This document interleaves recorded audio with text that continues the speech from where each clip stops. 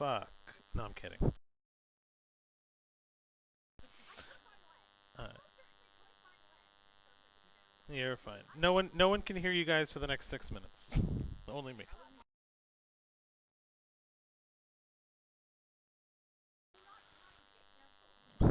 What's that? Controversial topic discussed by... No, I'm kidding.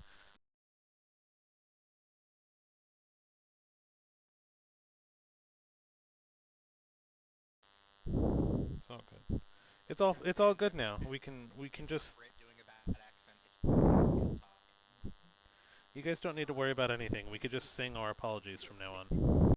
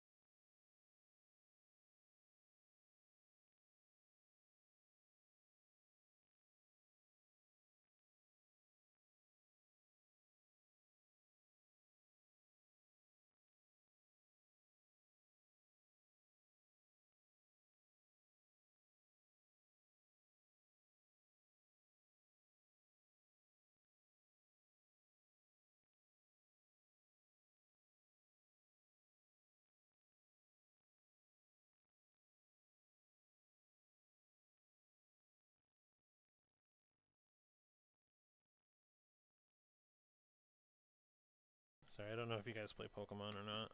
Pokemon Go.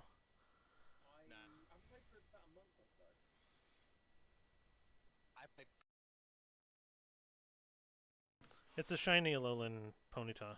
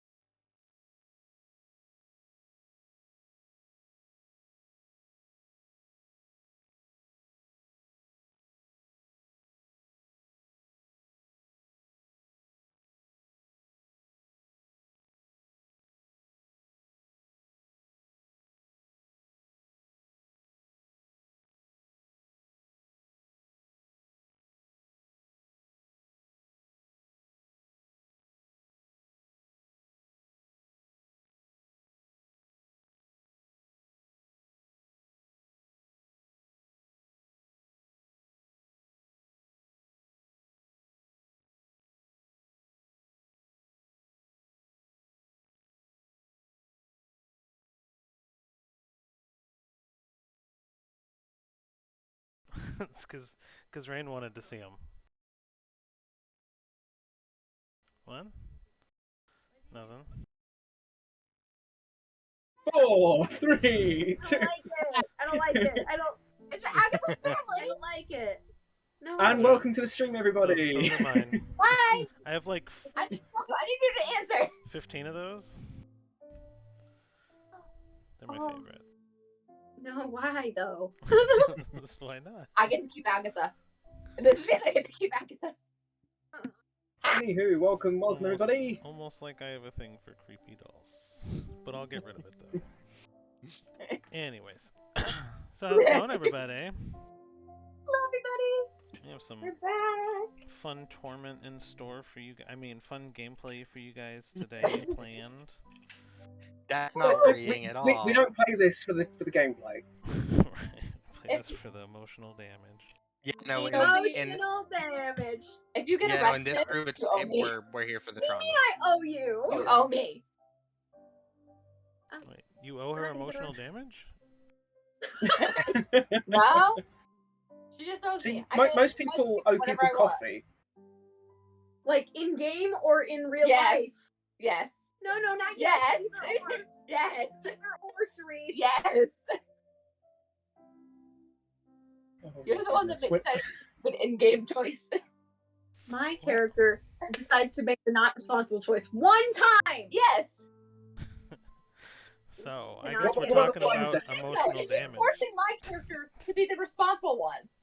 Anybody want to do a quick recap of last session? Sophie's character was stupid. Can you narrow that down? Hey, That's a broad recap. I agree. But So, from what I remember, this is going back a couple of weeks now, because we've had a bit of a hiatus, but we're back for today. Our characters and our fantastic story finished on the Isle of the island. We were able to all make deals with the hag, much against the chagrin of Dana. Various things were gained and given, and unfortunately, Cedar's parents were lost to the island. We have since travelled back to Cedar's home. No, there was a whole thing before this. Sorry, yes, there was the holes. The light, yeah, oh my gosh, the emotional damage for Gale. I've slept since then, okay? Yeah, so we, so a couple of us dove into holes, which doesn't sound weird at all. And inside this hole, very interesting library that had books on different timelines. Many revelations were had. Many tears were almost shed by us as players. And after a lot of pestering from Kidis, we decided to Well, leave Kidis the island. also, the other thing that happened is I had a mental Yes. breakdown. And Dan Oh yes, attempted we to get to help. see more of the Reslin Kiddis thing. I will let you guys take over this Guys, though, because I'm. Guys, I sent messages. I sent two. I sent two messages and he didn't respond. And I dropped flowers in the middle of a cave, near where he lived. So hopefully he got him. And Dana had to come for me and play music to hopefully make it so Reslin stops being mad at me. There was a whole thing that you missed, Harry. I was busy emotionally recovering from my scene, okay? I had a traumatic meanwhile- moment with my virtual boyfriend. Don't forget this, the most important part of the session. This is very important to me. To be fair, I think we've all been there.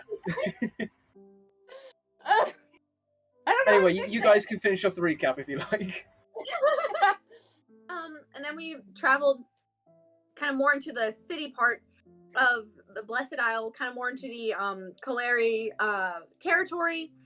We found out that Cedar's ex-fiance is getting married, and so we are going to go crash the heck out of that wedding. And before we did that, though, Dana beat the crap out of Cedar. Yep. Pelly shot Dana because I Yep. pulled her out of the bag finally. Then Pelly tried to And- slap Cedar. Gail was like, "Let's stop hitting the wizard." And then Gale decided enough was enough at that point. we Thank got nearly goodness. got arrested by the guards because of disturbance with Dana beating up Cedar. Then we claimed to be an envoy that was here for the wedding, but we didn't know For a about the different wedding. family. For a completely different family. And then we showed up to, and we all started going in our respective ways. Gail and Cedar got drunk. Cedar, Wasted. just completely wasted. Cedar Absolutely, just decided to start firing up obscene messages with fireworks. Most of them were true. And about the current person in charge. He's a jerk and he deserved it. And so then Pelly is gathering information for us. Dana seems to be having a Jekyll and Hyde moment, and Kidis is gathering dreams with Philo. And so the only ones currently I know for a fact that are being responsible is your little sister and me.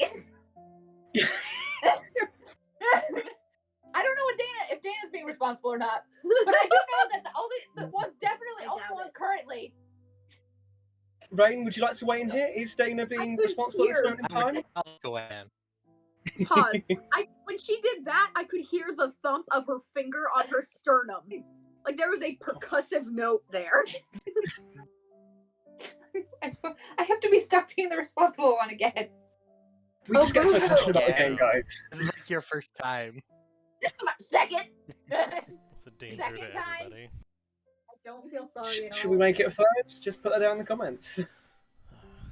This is the second time. And the thing is, as I'm like, I have purposely designed a chaotic character. She is not designed to be responsible. I know, that's what makes it so funny.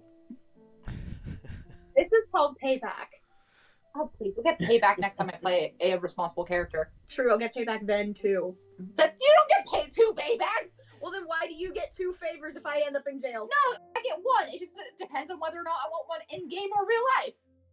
No, that was an either or question, and you said yes. I said yes in terms of either, like, it will happen either in game or in real life. It's not 2 favors. It's 1, just whatever I want. The wheeling I and like this dealing logic. going on right now.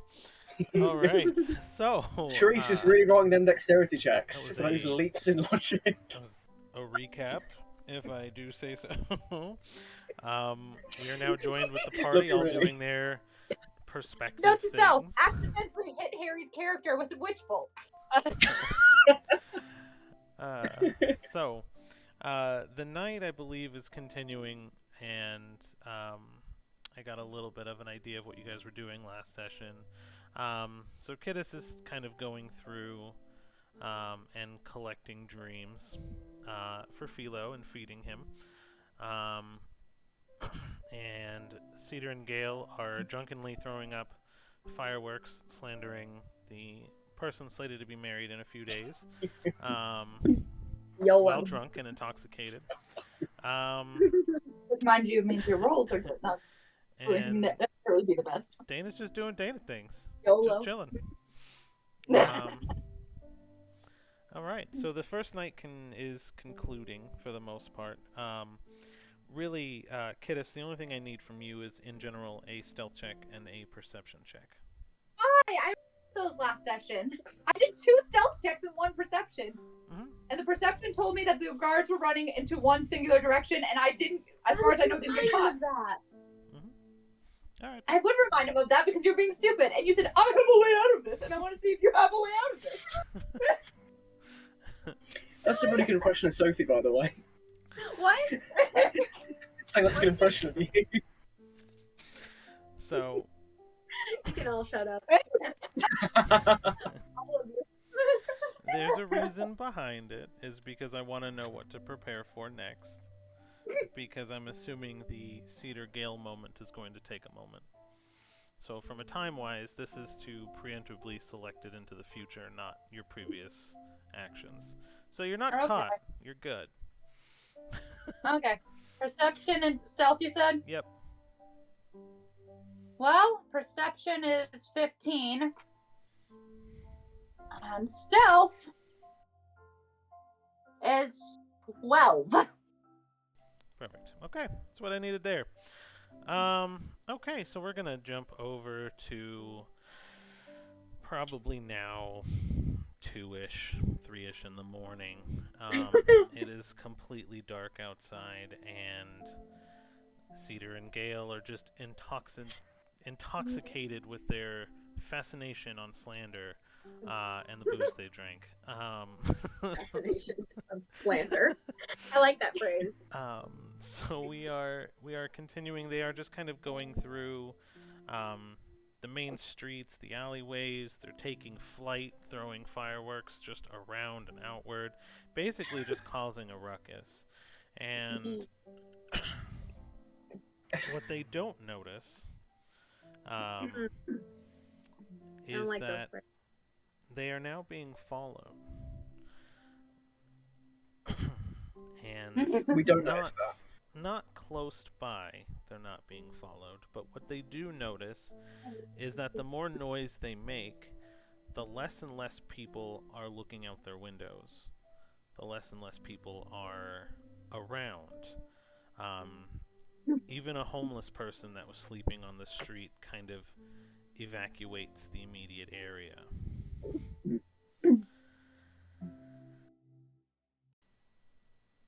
And what I need you guys to all do... Oh, that is not what I want. What is that? Hold on, please. Hey, it's quiet around here, see? So there's... That's weird. growing pains here, I apologize. So I recently solved a problem, and apparently it caused more problems. But it's fine, I'll work it out. I mean, absolute mood, but Where's Oh, yeah. Where's my... Is it this one? I am afraid. Yeah, screw it, we'll go with this one. Okay, so all of my music has been renamed from the names that I set them as to their default names of when I stole them. So I have no idea what music audio tracks I'm playing right now, because they're not what I named them. Anyways, moving on. How bold of you to admit that on live stream? Well, they're royalty free, and the only ones that requested I put a thank you to, I did. It's on the channel, so check them out. But okay, so what you guys kind of notice is that there are less and less people around. So, you guys are kind of partially sobering up now. You guys were pretty wasted, but enough time has passed now. In a semi-sober state, noticing that no one else is around, are you guys going to continue doing what you're doing? You're very tipsy go with still. You're going to go with me. That's why, as we're becoming more and more sober, do we start maybe recognizing that things are out of the ordinary? So, what I want you guys to do is I want you guys both to roll an insight check. Okay. I'm Purple dice. decent Let's at go that. with purple dice. Those seem to be good. 15. Let me find my insight mod. Insight, wisdom. 7! Okay. So Cedar really doesn't notice anything out of the ordinary. It's been a long time since she last drank. She's still just drunkenly throwing up the party. Gale, even though he's even more of a lightweight, will kind of notice at least a little bit now that before, when you guys were causing a ruckus, everybody was looking. And now it seems like nobody is looking. And you find that really odd. So you kind of pause and have a reflection moment of what your actions are doing as you kind of just like realize a little bit more about the gravity of what's happening. And then you look over to Cedar, and she's like, pew, pew, pew, pew, pew, pew, pew, with like magic spells going, screw this guy, he's an asshole, he likes... Just audibly screaming pew. Just expletive deleted flying through the sky with her phantasmic magic. It's just... Expletive. I think as she's sobering up, it actually says expletive deleted. Yep. It's like she just wants to swear too much. One of them kind of shoots up, and it's just like a giant male part. No! No! It's blurred. It's blurred out, though. Just has a smoke just to cover it up. That's not canon. Right. Not canon. Not actually happening. No, I'm kidding. Don't worry. I wouldn't make... You're So drunk, much but fun. I'm still not going to make you do that. Don't worry. Thank you. So yeah, so you kind of wrangle it in. At least for a moment, you kind of get the weirdness of the air, but Cedar does not. Hey, Cedar. What? I like the viewing, but there's nobody paying attention to us now. Oh.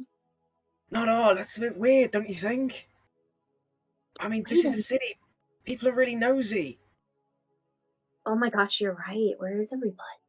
Wait, am I right? Oh no. Yeah. We're in trouble. Should we head back? I think it's late. I think Yeah, no, it's really dark out here. It wasn't dark wait, over that. stop. What if we're being followed? I haven't seen anybody, but what if we're being followed? Maybe I've just been spending too much time with Dana, but I think I'm getting a bit paranoid about this. I don't think we should head straight back, because that could be bad.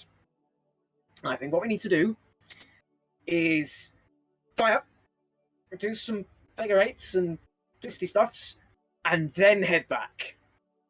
That's a great idea. Because Let's then we'll do that. lose if anybody's chasing us. Yes. But make And- sure to go super fast. I don't think anyone else around here can fly, so I don't see any problems with this at all. You know, there's like all Owlin. It's like so many Owlin. Oh wait, this is an Owlin place. This is my country, dude. Oh. This is, of course, there's Owlin. Oh, so I'm. So they You all did got mention these, I've and been Cedar just kind of drinking. fluffs up her wings. So they all got these. Oh, of course, we saw the guy with the wings. Good. Yeah. Oh, that was Sorry, I've gross. been drinking. Yeah, that was. I'm tired. Yeah. I'll go back. I'll take a perception with disadvantage for both of you, Okay. Why? because you're drunk, ish.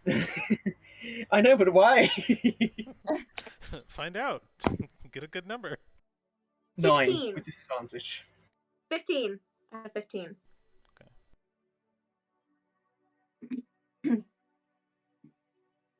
I'm really annoyed at that because I got 17 plus 3 would have made it a dirty 20. Oh. So you got a dirty 20. No. Yeah, but it would have been a 9 with disadvantage. Oh, you got a 9. Yeah. All right. I got a 15. Well, considering the roll that you were up against was a nat 20, you don't see shit. Gale, however, I see nothing. also with a 9 sees nothing. So, This house is very interesting framing. what you notice though is that like all the windows are shut again, like before you guys have even like kind of gone through where the windows were open before. Now everything is kind of shut. The entire city seems to be shut out around you, and that's kind of what you notice. But yeah. So you guys take the long way back? Yeah. Yes. Take a long way back, throw some zigzags in, just With a lot of random turns and stuff. Random turns Yeah. and things. like, hide in a haystack for like a good 30 seconds, that kind of thing. Just really. Seer has Yeah. to throw like some extra hay over to like cover his wings. I'm hidden, Cena. Just. Oh, your wings poking out. It is. Oh, sorry. You're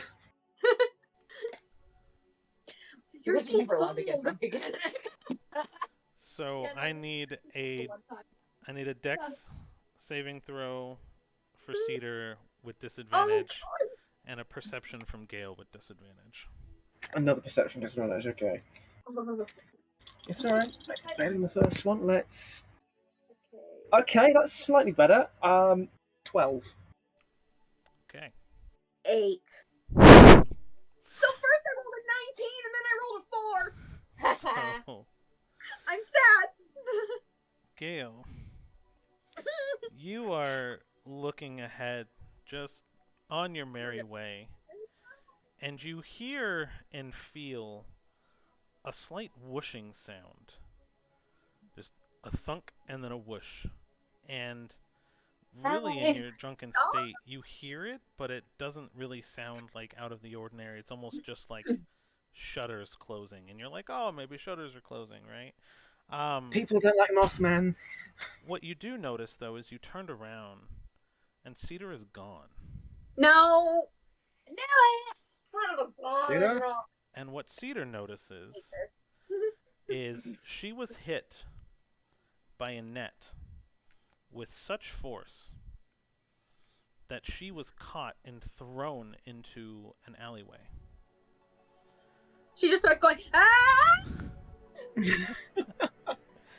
Do I hear the ah? Maybe in a moment.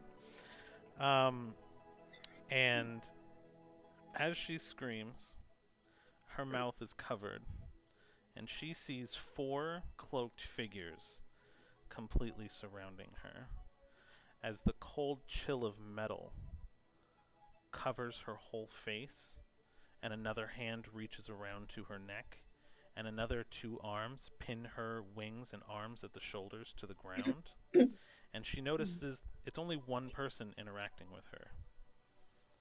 The other 3 are now kind of keeping guard around her. So she does let out a slight scream before she's covered. Cedar, you may roll a stealth check if you'd wish, with disadvantage.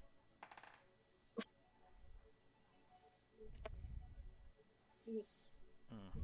You're probably not beating that, but that would be quite a surprise if you did, but it's okay. And Gale, go ahead and roll a perception with disadvantage. 15. So mine is a 15 base plus 7, so you didn't necessarily beat me. You are pinned to the ground for now. Successfully grappled. Hate that. You're also combating like a net, and now a 300-pound metallic creature with 4 arms. Since she's still drunk, she kind of tries to bite the hand, but like since it's metal, it just kind of tink, tink, tink, right, just like like a beak, just like on the metal, and it's doing nothing. But Gale, go ahead. She's trying her best. Roll a perception. I'd say you noticed that she was gone, so I'll say you sober strength, you know? Where like Sober strength, so you force the sober and you can roll just a straight roll without disadvantage. Okay. It's like when you're it's not good. When you're drunk and something bad happens and you're just like for a moment okay. If I were to say I got a 5. So The thing is, I got rid of the bad dice. It was giving me really low rolls. A 5? Did chaotic show up yet? No, I don't think so. No, but I have been hydrating. You have been hydrating. Hydration. Nope, doesn't count. So, yeah, you're not sure where she went. Stop smiling like that. You get a very interesting chill down your spine, like you're being watched. I don't like this. Now, cutting to.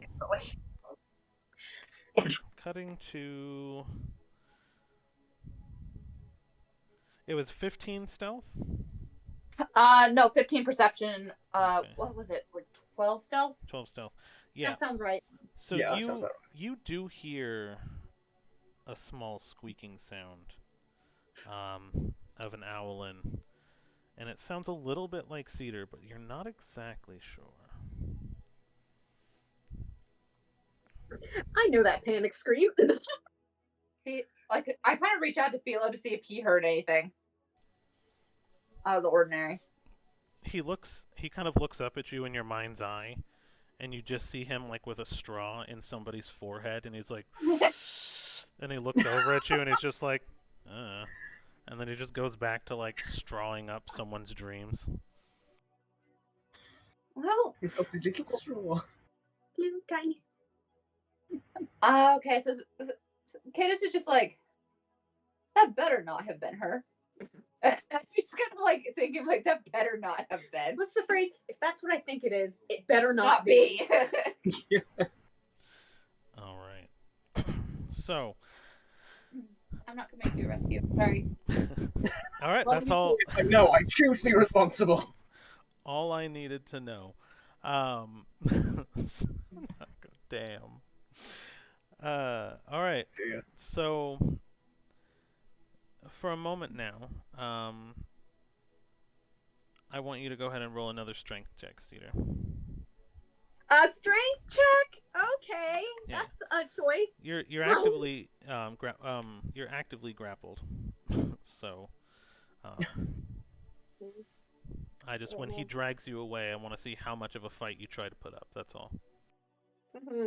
That's a 9. Okay. I don't have any strength mod. I know. I know It's that's what just makes it so better great. It's better than mine. I also just got another 23 anyway. So, Yay! We flippin' love that. so you are now being dragged away in the net while being actively pinned to the ground. You know you tried to make a sound, but no one is really around to hear you. You get pulled about two-ish blocks away, and then you kind of get dropped into a well. Just a common drinking hole. And the 3 hooded figures follow you down. Their hands, you see 2 arms scraped up against the wall, just kind of slowing their fall with just their fingertips as you hit the ground with a really large thunk, and like they didn't protect you from the fall at all. And we'll call it 2 fall damage for now. That's being generous. Yes, I rolled a d6 for fun. And That's rude. and so now they're all kind of underground. Now, Gale, I'll give you one shot. I need you to roll a d4 to see if you're gonna try to find her. You're gonna go in a random direction. Which Oh direction? no! So you can roll a d4 or you can pick a direction. So you can either go a direction you want to go, Oh, or you can roll and leave it up to chance.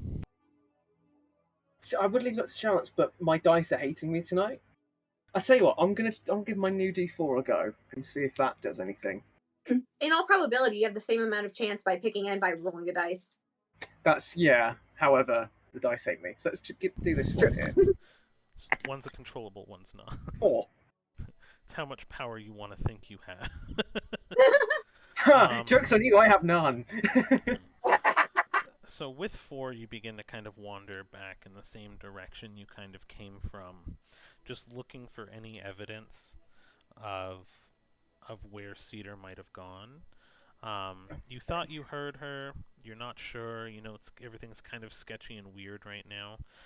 But in the next action, I'll let you roll an investigation. As Scale's doing this, he's just going around going, "Hello, Cedar." It's more like hello. What sort of alcohol do we drink? Just numb tongue. Do I not have a dark scary room map? one time.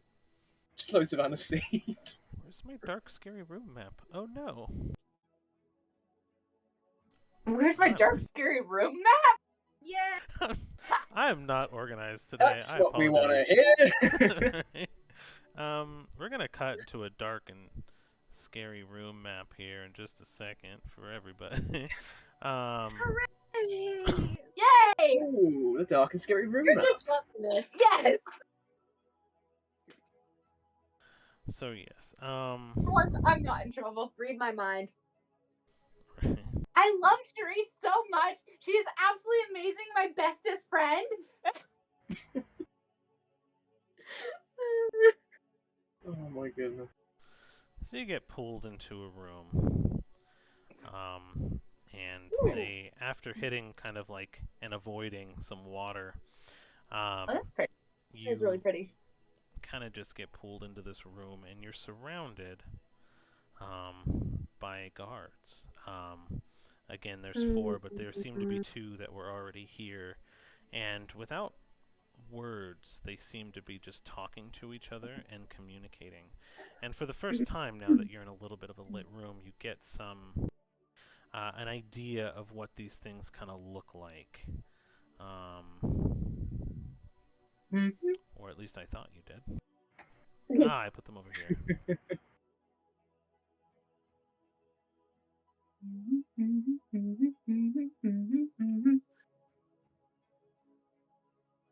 Is that a higher pitched Jaws theme? No.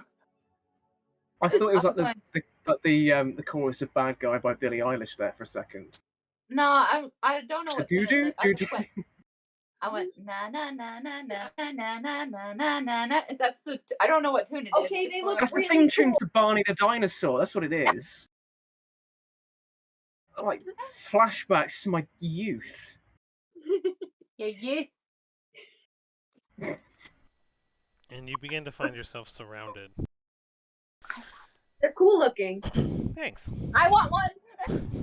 I love AI-generated art and the fact that it's free use. Because now I can want just... that every time we come across a living creature. I can. And I will. Sure, they're alive. Maybe he said it was mechanical. Oh Yeah. right, mechanical. I mean, they're sentient. Right? Are they automatons? That's I don't know. adorable. They're I don't know. Can I have one? they're warforged. They're, Awesome. They're Can we have one? Yeah, can we have one? God dang it, Harry! No!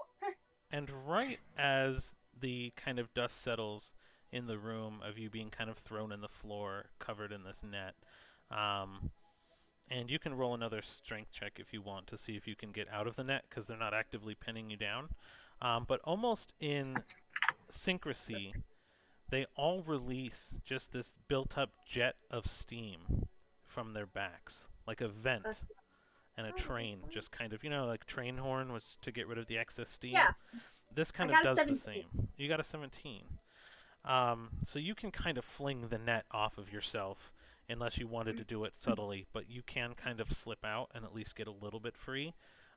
Yes. But you also get the sense that since they stopped pinning you down, they don't really care.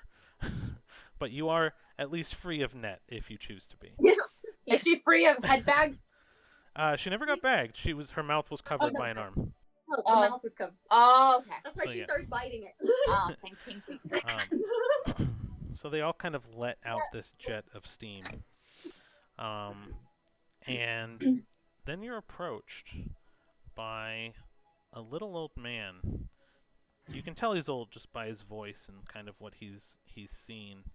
And he seems to actually be kind of half owl and half warforged. Where he's got That's just cool. bits of his face replaced Mechanical with heart I have. mechanical parts. And he's basically just kind of defying the odds of time, let's say. And you can't really fully see him, but you hear almost like the clockwork of parts inside of him. And he approaches you. What to do with you? Hi. With all due respect, what is all this? I'm so sorry. I am just a little drunk, and so I'm not understanding a lot right now. Let me make things Full clear. disclosure. Full disclosure, huh? You like full transparency? From others.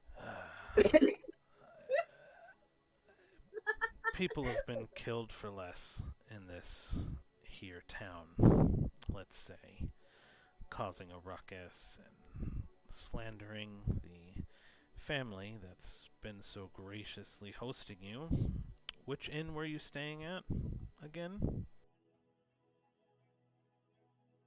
I'm gonna be dead honest. I cannot think of the name right now, man. It's I'm so sorry. rhetorical anyway. I know where you're at. I know what room you're in. I also know you didn't check in with your real name because the representatives of the family name you used are already here. So, you appear here, you get drunk, and I'm assuming you're just here for slander. The day before, well, excuse me, I guess, yes, it is the day before now, because it is 3 a.m., isn't it? Day before a wedding. I did not intend on the whole fireworks thing when I got to the inn. It's been a very rough week. And so my judgment was a little down. I haven't drank in years, so it kind of hit me like I was about to say a bus, but I just remembered that this world doesn't have buses. It kind of hit me like an out of control merchant cart. So you want to put on that little display for me? I'd like to see it in person. The fireworks? Yeah, let's see. Why don't you recreate exactly what you were putting out in the street? What were you putting out exactly on the street? And she's kind of like, I mean, sure, I can do the spell again. And she just kind of like makes like a little mini version, like little version. But this time she's kind of like softening the edges a little bit, you know, verbally. Because she's a little more sober now. And she's like, I probably shouldn't go full force. Also, I'm remembering some of the things I said, and holy cow, I'm never drinking again. That's what's going on in her head. So, thank you for that. And he kind of, you now see he's got a little bit of a clipboard that he's writing things down in. So, let's play a small game of extreme empathy. And he smacks you across the face, full force with this clipboard. It feels like you just got hit with an out-of-control merchant card. And you take a full 4 damage from it. And he took more damage from him smacking me than I did falling into a well. Well, his base strength is like 23. Holy crap! Okay. I am getting so tired of people hitting me this week. Yes, well, if it's any indication of your behavior, I believe you probably deserve it. So, I definitely did not. Now, this time maybe. Let's play a game of extreme empathy, shall we? And I'll slow this down for you so you understand it. And I'm going to ask for you to speak in turn. Okay? Okay. Okay. So let's say you are about to get married. And it's to the love of your life. And then your first love that you haven't seen in years shows up. All right? And then she starts running through your city that your family runs and owns, shooting up fireworks in the sky,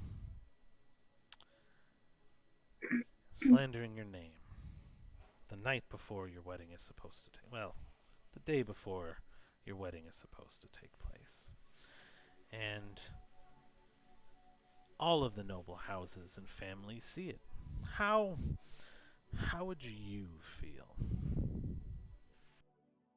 So you seem to know who I actually am. Okay, that means we can play on an even playing ground here. Well, could I answer with a sort of hypothetical of my own? Okay, so you have hypothetical empathy. No. I'm saying, can I respond with my side of the story here? But yet, then I will totally answer your question. Sure. You seem to know who I am, so you should know both sides of the story, right?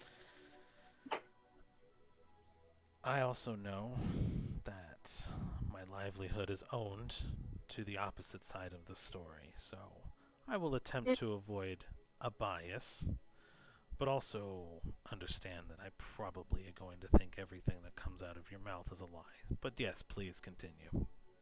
Well, that's quite mature of you. I mean, you can zone a truth me for all I care. This is the honest truth. Well, okay, imagine you're 10 years old and your parents call you and several of the female members of your family down. You know, your big sister, a cousin or two, one like second cousin that you literally have no clue who the heck she is. And they tell you, hey, we're going to have basically a political marriage with one of the other families. He's here now, and he's going to pick among you. You know, like you're a herd of cattle. That part wasn't said out loud. That was just heavily implied. So then, you know, you stand there and you think, oh, well, I'm like just at the age limit where this is not okay, but like the only like they left my other little sister alone. Thank Maestra. And so, you know, you're standing there thinking, when the heck can I get back to my books? Because this is extremely boring. And then this older guy, let's see, he was like 8 years older than me at the time. So that was like 18, you know, full, almost like an adult. And you're 10. Let me just underline that one 3 times. And then he sees that you are not interested in the surroundings because, truth be told, you're not. And he says, that one. And you look at his eyes and you see just cold, dark cruelness. Because he knows you don't want to be there. And you realize that's why he picked you. Over several older family members who, you know, that might have actually, like, could have worked out. And so you're scared, but you think maybe, oh, this could be like, I guess, my royal duty. I don't know. And so you try to wrap your mind around it, your 10-year-old mind. Then later he tries to come and introduce himself, and he's being very creepy, coming way too close and more. But I won't give you those details because I don't think you want them. And you get so scared that in a very uncharacteristic moment, you actually lash out physically, and you do scratch him. Yes. Where do you think he got that little scar? But then you run as fast as your little 10-year-old legs can take you to the one person who you're able to trust in this world now, your big brother. Because you can't trust your parents, they put you in this situation. Are they going to care? You don't know. So you go to your big brother, crying, hyperventilating, scared, and he says, I'll take care of it. You're going to be okay, I promise. And he goes and tries his best to take care of it, to defend your honor, everything. And then that man who picked you out as if you were something at a merchant's cart, well, he kills your big brother. And you have to watch your brother die, literally in your arms, again, at the age of 10. Now you're alone. You have other siblings, you have other family, but they're not going to understand. They're not going to help. And so you run away from home, stow away. And honestly, you don't need to know all the details of what happens after because those are irrelevant to this situation. But you come back 13 years later, not exactly of your own volition, and you realize that this guy and his family overthrew your family, banished your siblings, scattered them to the winds. One of them's in jail. Yeah, several of them have run away. Oh yeah, and your parents are at the Isle of Voices, you know, that legendary island that takes people, they never come out. And so you have to go and find people, and then you go and try and find your parents, even though you never really wanted to talk to them ever again. So you find them, and they wanted was, one wanted the chance to see you again. The other, he wanted, you know what he always wanted, political advantage. And you try your best, your hardest to save them. And they crumble to ash and dust in front of your eyes. And then you realize that there's so much more going on than even what the horrors that are happening to your family. So that is why I slipped up and had a few too many shots. But that is why I slipped up a bit and put those fireworks in the sky. Most of them were true. Most of them were just accurate facts reporting the situation. So don't call me his first love, because that's just frankly insulting. Oh, it's a very I was a interesting story. Thank you for the explanation to your actions, your family history, and everything else. You did bring up one interesting fact, but I have one follow-up question for you, now that you seem to be sober enough to drone on.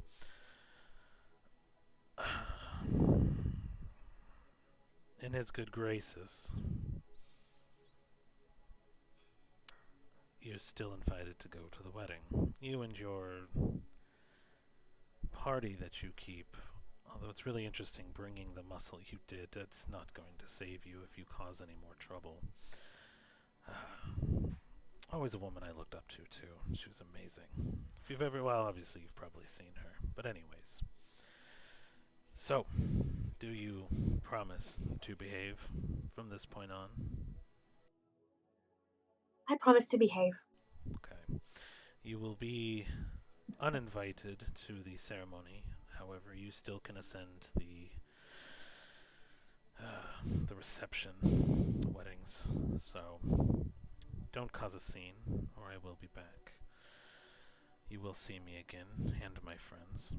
I do have one small... Cool friends, by the way.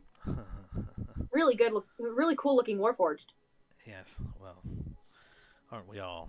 And he just kind of smiles, and you can see half his teeth are actually metal teeth. Wait, do owlins have teeth?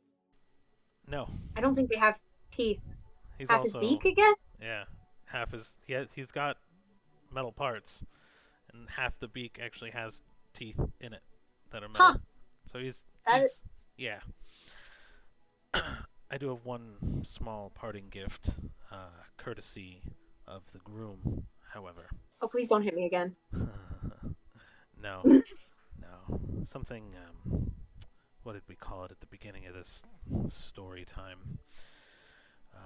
Extreme empathy, right? You know, feeling how other people get to feel, right? It's kind of the key social construct that a lot of you owlins care for, right? Rhetorical. And he puts his fingers up, or his kind of feathers up, and they make a metallic clicking sound as he kind of snaps them.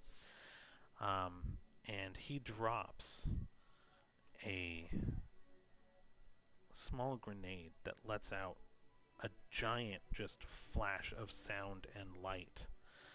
And I need you to roll a Constitution save. Okay, let me find my, give me just a sec. Constitution 2, come on. 16. Alright, so you do save. So you will be allowed to take action. But you are dazed and confused, and you'll have disadvantage on the next 3 rolls. The save just saves you from the first effect. So you manage to kind of resist the first effect, and you just feel this wash of energy and feeling kind of wash over you. Gale, go ahead and roll an investigation. Oh, this isn't going to end well for me. Just a straight roll. No advantage, no disadvantage. Uh-huh. Okay. Investigation. Oh, my dogs! That's a 5. Oh dear. You don't... I have +0 to my investigation skill. You don't hear the flashbang. Or the dazzle grenade at all. So, Cedar, I need 2 strength checks from you with disadvantage. Give me the strength. Holy moly. Okay, that's a 6. And that's a 5. That's the first one. You gotta roll again. That's a 7. We love that. We love Rolling Valley. So 2 of the Warforged use 2 of their arms, one to grab your wrist, one to grab your wing. The third one grabs your head at your forehead and your throat and holds your face up. as you see an arm come around with a knife, carving straight through your face, exactly where the scar that you left on Silvica was. And you feel a wound that you've never felt before. You've taken damage and pain, but this knife, you can tell, is coated in some form of poison or curse as it takes hold into the cut. And although the wound doesn't bleed very much, you take 8 points of damage. Holy cow! Jeez. The wound will heal, whether it be naturally or by magic, but the scar will remain. That's the second scar you've given my character. That's just Damn physical it. scars, right? Yeah, physical. That's just physical. It's funny, because I didn't get the idea to do that until you brought it up in the story. A gun. I want to get the scar erased at some point. I can take the one on the wing, but I don't want the one on the face. Right, I think as players, we need to stop revealing stuff in the session. You're a bot. Or You just made to the one DM on at all. Let's have I no don't. character I do. development. I don't. I have a freaking purple eyeball that forced itself into my head. I think that's enough. Yeah, but it'd be so much cooler for you to have that scar and be like intimidate people. That scar. I can intimidate people verbally. No, you can't. No, you can't. Cedar's about as intimidating as you are in real life.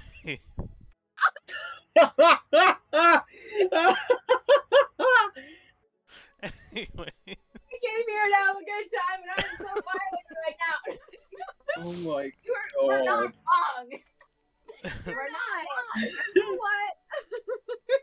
So by the time the dazzle grenade kind of wears off, you kind of stagger to your feet, and you are now kind of alone at the bottom of this well.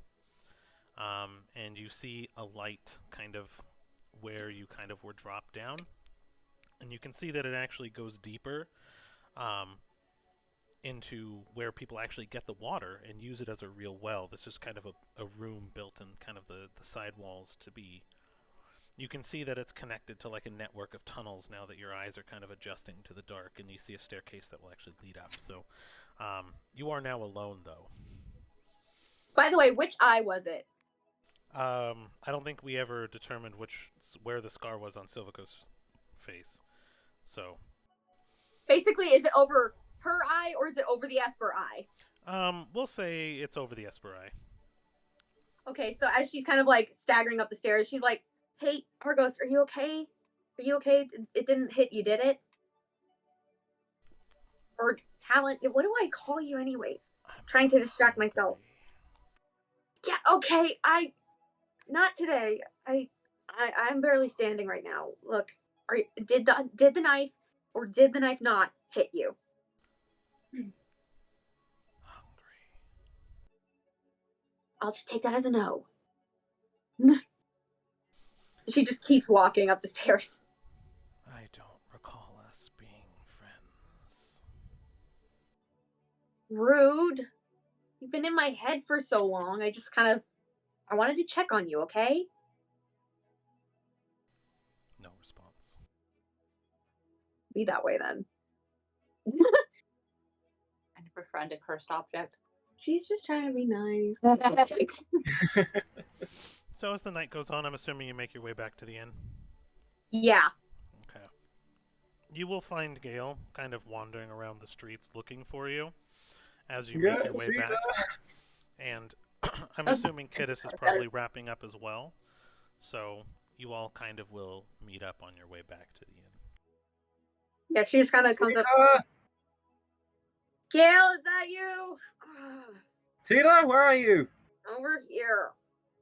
I don't have dark vision. I can't see that well. Oh, right. Yes, you do. Goggles The on. goggles. Not this verge. Tina, Oh, put your goggles on. oh, yeah. Hang on. I'm still drunk. There we go. Please tell me they're lost. Yeah. Okay, I can only see out of one eye. She kind of comes staggering up. I think they're Let's go back to broken. the Whoa, what? Hang on. What happened to you? What happened to you? She kind of removes her hand. She's not making eye contact though. Who did this to you? Let me just go back to the inn. Silvaco's, somebody of Silvaco's, I don't know, cronies. I don't know. I just want to go back to the inn. I'm tired. All right, just hold still a second, and Gail's going to cast Cure Wounds. Okay, D6. So that's going to be 13 points of healing for Cedar. Cool, thank you. The wounds heal perfectly, but in its place leaves behind like a fresh red scar. Ah, that's never happened before. I think the knife was a special knife or something. Pretty horrid knife. It's supposed to echo what I did to him, apparently. You did this to Silico? Yeah, I kind of lashed out when I was 10 at one point when he was being creepy, and I kind of gave him a scar over his eye. Cedar? Talons. I respected the hell out of you before. That's gone up. I really Come on. needed to hear that. Let's get you back inside. Get you something to eat. Get you some rest. Yeah, let's go back. Also, yeah, he knows we're here. So guess we don't need to go by any aliases anymore, because that's useless apparently. No, that's good. He knows we're coming. Yeah, but now we don't have the element of surprise. I want him to know we're coming. Okay. Sorry, I just got really intense there for a second. Sorry. That's okay. It's been an intense night. I really want to stop him, especially after all the stuff he's done with you. Yeah, and if he's doing all this, and I've only been in town for like less than a day, I can't even imagine what Aquafania is going through right now. So we got to get her out too. Yeah. Good grief, and my brother. My brother's in jail somewhere. I don't know if that's here. Oh, I can figure that out. I mean, we're going to head to sleep anyways, so screw it. Hey, Argos, you said you were hungry. You want a meal? Okay. Who do you wish to see? Sakaba, Nictea. Is he in town? Like, is this here, or are we playing more Where's Waldo here? You want what path I take to go and see? Can you say that one more time? I did not hear you. You wish to see the path I take to see? I mean, if you can do that, then yeah. That's the thing you can do? Why not? So badly. What? I know. Why pull punches when I can give my owl more trauma? I can do anything you want me to. And he takes just full force. Your head gets cricked back, your muscles seize as it just permeates through your body. It actually almost feels like he's taking so much from you that it's pulling out of the ground behind you and sucking into and through your body as you channel this energy of the universe around you through your person and into your eye. It just creates a fog as you watch the path that he takes. And that was my wife belching, so I don't know if you just heard that one. No, I didn't. That's Argos after taking all the I'm like doing this whole Argos thing. I just hear. I'm like, oh god. Anyways, Argos full. Argos, he just had a good meal. Yes, he did. So Taste of lasagna. Sorry, that got really dark there. Carry on. Her health tastes like lasagna, apparently. So you kind of see him go up into the air, kind of the view that you guys saw over this area, this city, this fortress, this war fort, and he kind of zooms in down through it. From there, you actually see him follow a water channel that you see warships actually follow as well. Let's see if I can get that in there. And you kind of tell it's the front of the main building where ships will actually go and dock and work their way around in this military camp. And as he goes down deeper, underneath the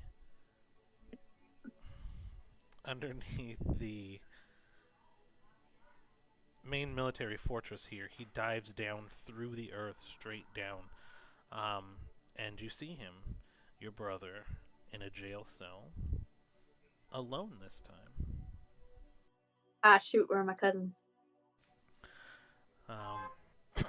So he's sitting there kind of alone, rocking back and forth a little bit, kind of just. It looks almost like frustration, but he's just kind of rocking back and forth, and you can see 2 meals on the ground that have not been eaten or touched. Oh no. And outside of the prison cell, there's a woman whose hands are covered in blood. And she's licking them. And you notice her entire structure, her face, her body makeup, is either in a bone armor or is itself made of wood. And you just see this woman smiling outside of the prison cell, licking her hands, staring at your brother as he's just rocking back and forth. Oh no, I don't like that. Oh, I don't like that. Sharice, look. Ooh. Ooh. She looks cool, but I don't like what it means that she's there. Whoa. She looks cool, but seeing her means bad things. Yes. Coming, Sika. I'm coming. You snap back to reality, and it hurt more, but it still only took half your life. Son of a gun, that hurts. Okay. Yeah, let's go back to the inn. I'm done. I'm done for tonight. I'm tapped out. You need any more healing or anything like that? It's okay. I appreciate it, but I think some sleep will take care of this. Yeah. I'm assuming Karis is going back to the inn by this point. You said. Yeah, you'll probably have walked in and witnessed her just like paralyzed in the middle of the floor. It's like no one's really up except for like the bartender, and he's just like spit shining a cup, watching this kind of happen. He's just like, oh, and Alan's just paralyzed on the ground. It's fine. That happens. If it's the same one you saw, you got plastered earlier. True. It's like weddings. It's just. Bro, what? Yeah, she's like, oh, that really hurt. Hey, note to self, that doesn't take more help, but it sure hurts more. It looked like it hurt more. I didn't know it could hurt more, but apparently, there's always further down you can go. So Karis is just gonna ignore that. Oh, right. I keep forgetting the kid hates it when Cedar uses the eye. Yeah, and so I'm gonna go find Pelly. Yeah. Hey, Cedar, next time, give him a bit more warning and I'll help you. Okay. Thank you. I mean it. I don't want you risking your life just to get more information. I know it always helps, and it's done us a lot of favors in the past, but worth losing you. Thank you, Gail. So, as Kidus kind of walks back to the room that Pelly was in the inn, out front of the room that she was in, there is a Warforged guard sitting just out front of the room, basically making sure no one comes and goes. I'm just gonna walk past pretending I wasn't going to that room. And he kind of watches you, he almost looks excited for a moment, but then gets disappointed when you don't engage. Okay, I'm gonna go to my room, and like I'm trying to decide what I want to do now because it's her. So like, quick question: is her room? Does it have a window? Yes. Is it on the first floor? Mm-hmm. All right, we're going to wander back out after like and act like I just forgot something, and go back downstairs. Okay. Or go back outside. Who's Dana sharing a room with? I don't think we ever discussed Yeah. the room So here, this investigation. will be kind of the marching order I have. I figured you were flying solo here. What? We had I know, there's two of Kittis, them. Cedar. We'll do Gail's room and Pelly. We need a art for Pelly. Yeah, we do. We do. Yeah. I need a token for her. I have a picture of an owl that I wanted her to be based on, so let me find that Sure. for you. All right. I was like Perfect. expecting the second Gale goes into that room, he's like, which bed? And he has like a mini sort of moment where he's trying to figure out which bed is the best. Did you want to enter the room that Pelly was supposed to be in, like with you, like because that would be the room with the Warforged out front. Not at this moment. No, I think he's just going to make sure that everyone else is okay, and then afterwards jumping in, or trying to at least. So Kittis makes her way around then, and right outside the window, she bumps into an identical looking Warforged. Whoa. Okay. So, I'm making mental note. There's two of them. And Kidis just kind of like stares at him, like just like. You hear the kind of hiss. Huh? You hear a hiss from his voice as he begins to speak, and it's just like, shh. Hey, Are you responsible for this one? I don't think so. Then carry on. And you hear the shh as he kind of looks back forward again.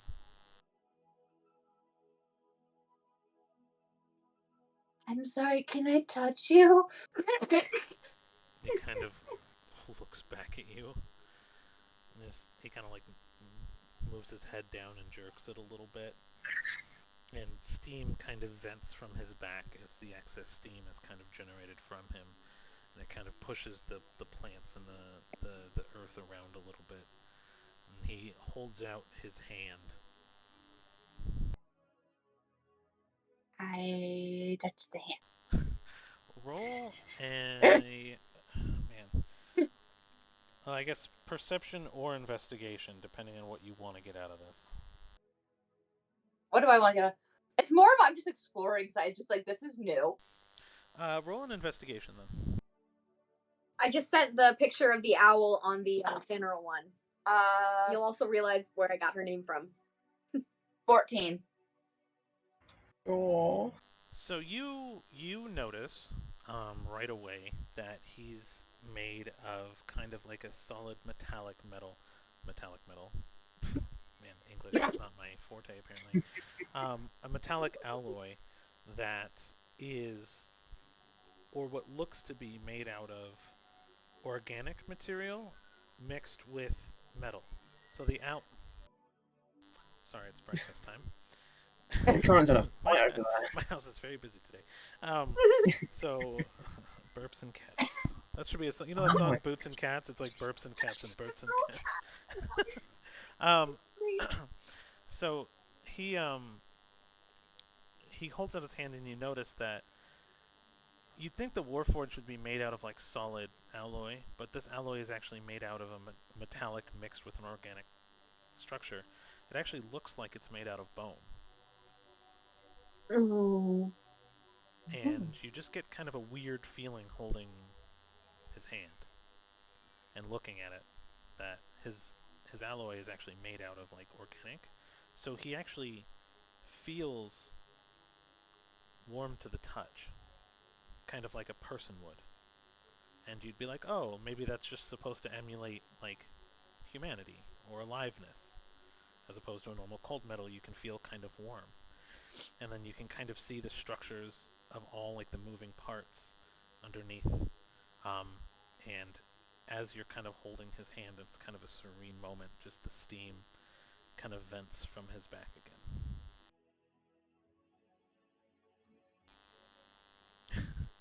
A fishing owl for Pelly. Okay. But did you see the Latin name? Yes. That's where I got all of the siblings' names. Cedar's the only one whose name doesn't come from the Latin name for an owl.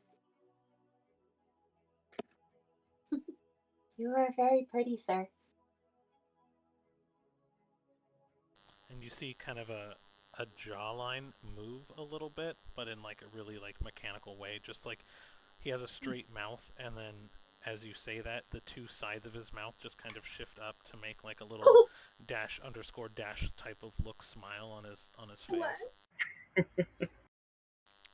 I hope you have a good night. You too. And he kind of just looks right back up. And she's going to wander back because she's like, well, that's Cedar's problem. That's Cedar's problem now. You got the two separate like sides of the spectrum here, with like her friends being willing to help. You have Gail who's like, hey, I'm here, I'm gonna help you any way possible, and then Kiddish is like, sounds like a you problem. Yeah. He asked, are you the one that's responsible for this one? And she's like, I'm not responsible for anything. What is Oh my gosh. That's so funny.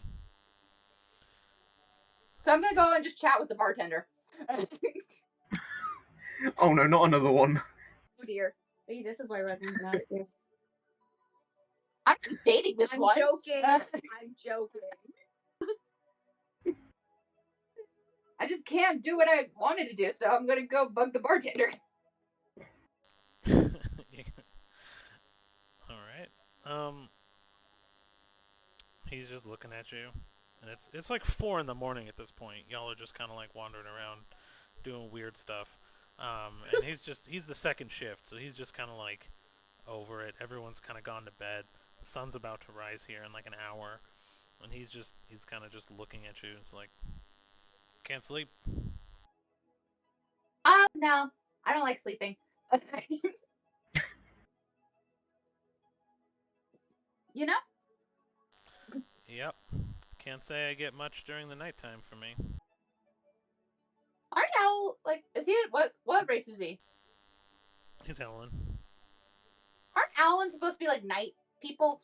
They can, but they don't have to be. That's. There's like a mixture. Are you being racist right now, or you just actually don't know? I actually don't know. Well, it just depends. I mean, we descend from great owls, which were nocturnal, right? But we're humanoid, much like most of the other creatures of the world. So we've kind of adapted to 24-hour clock, much like a human would. So if you fish crab, you fish at night, you're up at night. If you fish, you're up in the morning, casting your nets. So we follow the money, much like any other race would.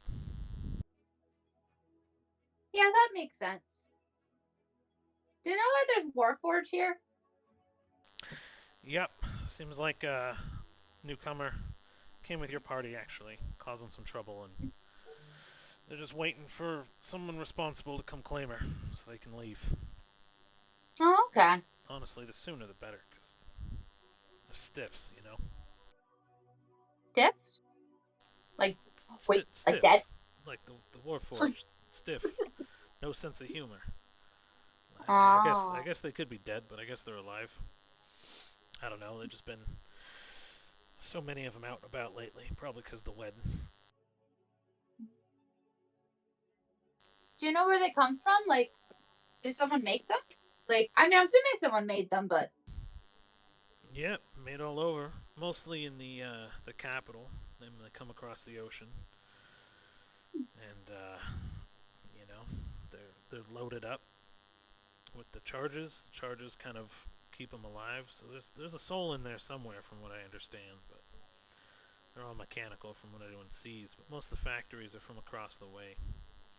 We don't have a lot of artificers or factories really for Warforged on these parts, but the family buys them up like hotcakes because, I mean, if you've seen their armor, they're impenetrable. No one really messes with them conventionally, so they make good guards, but there's something that they're not all there. And as he's talking to you, he's actually pouring you like a milk with, oh my god, I'm Italian and I forgot the name of this alcohol. Di Serono, to create kind of like a nightcap for you. So you get kind of like a sweet cognac alcohol mixed in with a milk. And it's not a heavy mixture to get you drunk, it's just kind of for flavor. But you get like a sweet, spicy milk with alcohol to kind of give you like a nightcap. So he's assuming you're having trouble sleeping, and he passes one over and he just kind of nods. Will this actually make me sleep? No. Okay. It's just alcohol and milk. Then I drink it because I'm like, she doesn't actually want to go to sleep. And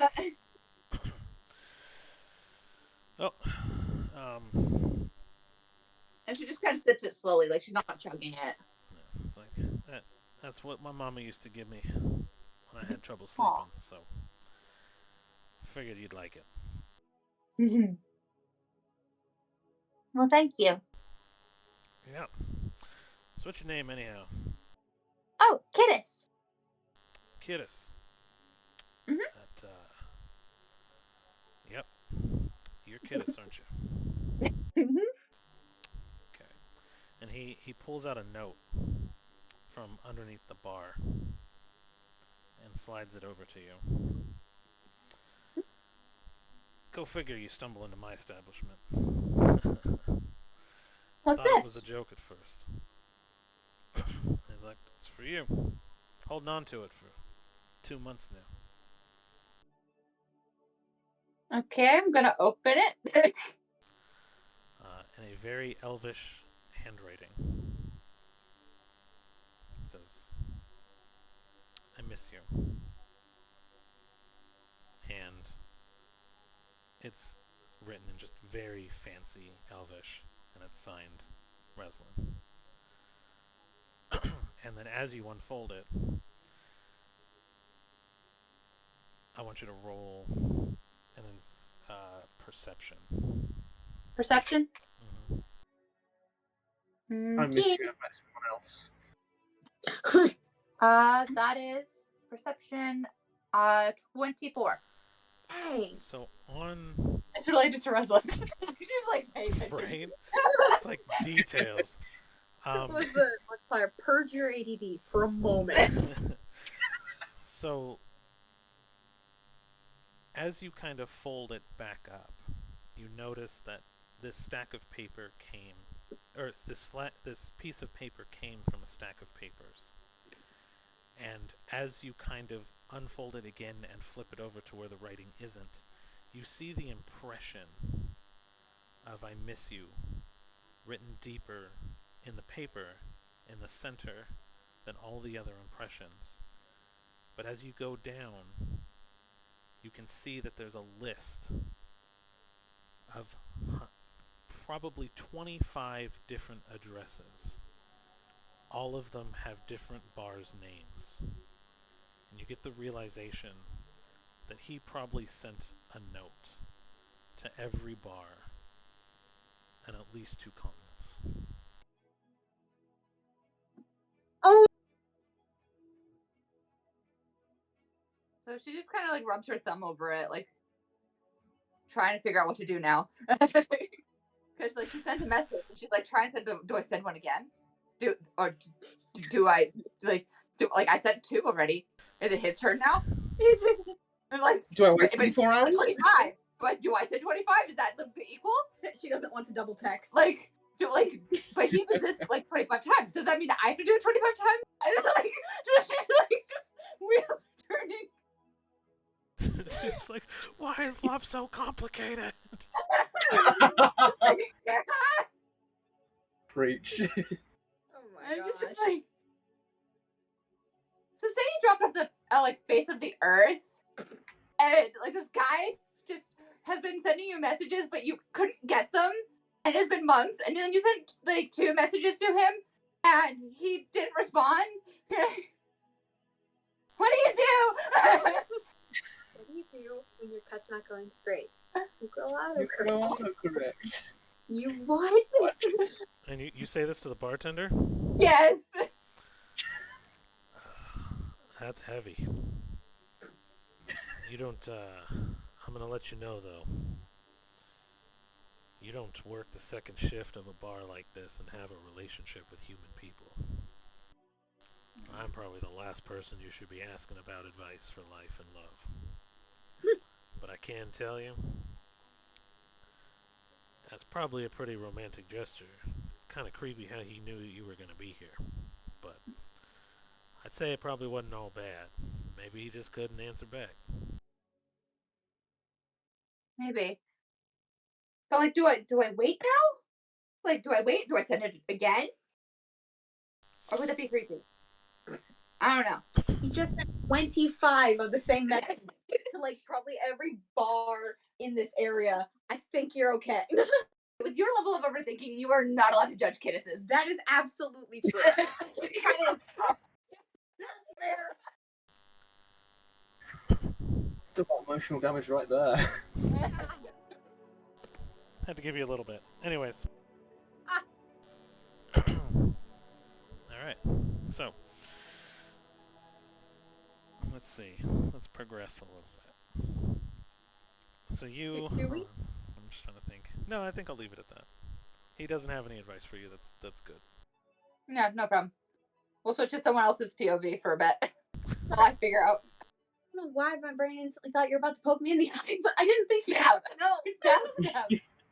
Sophie, play! My jump reflex is very high. But do we see the Warforged dude? I suppose we do. So on your way to the room you're in, it's literally the next room over, and you know it's Pelly's room.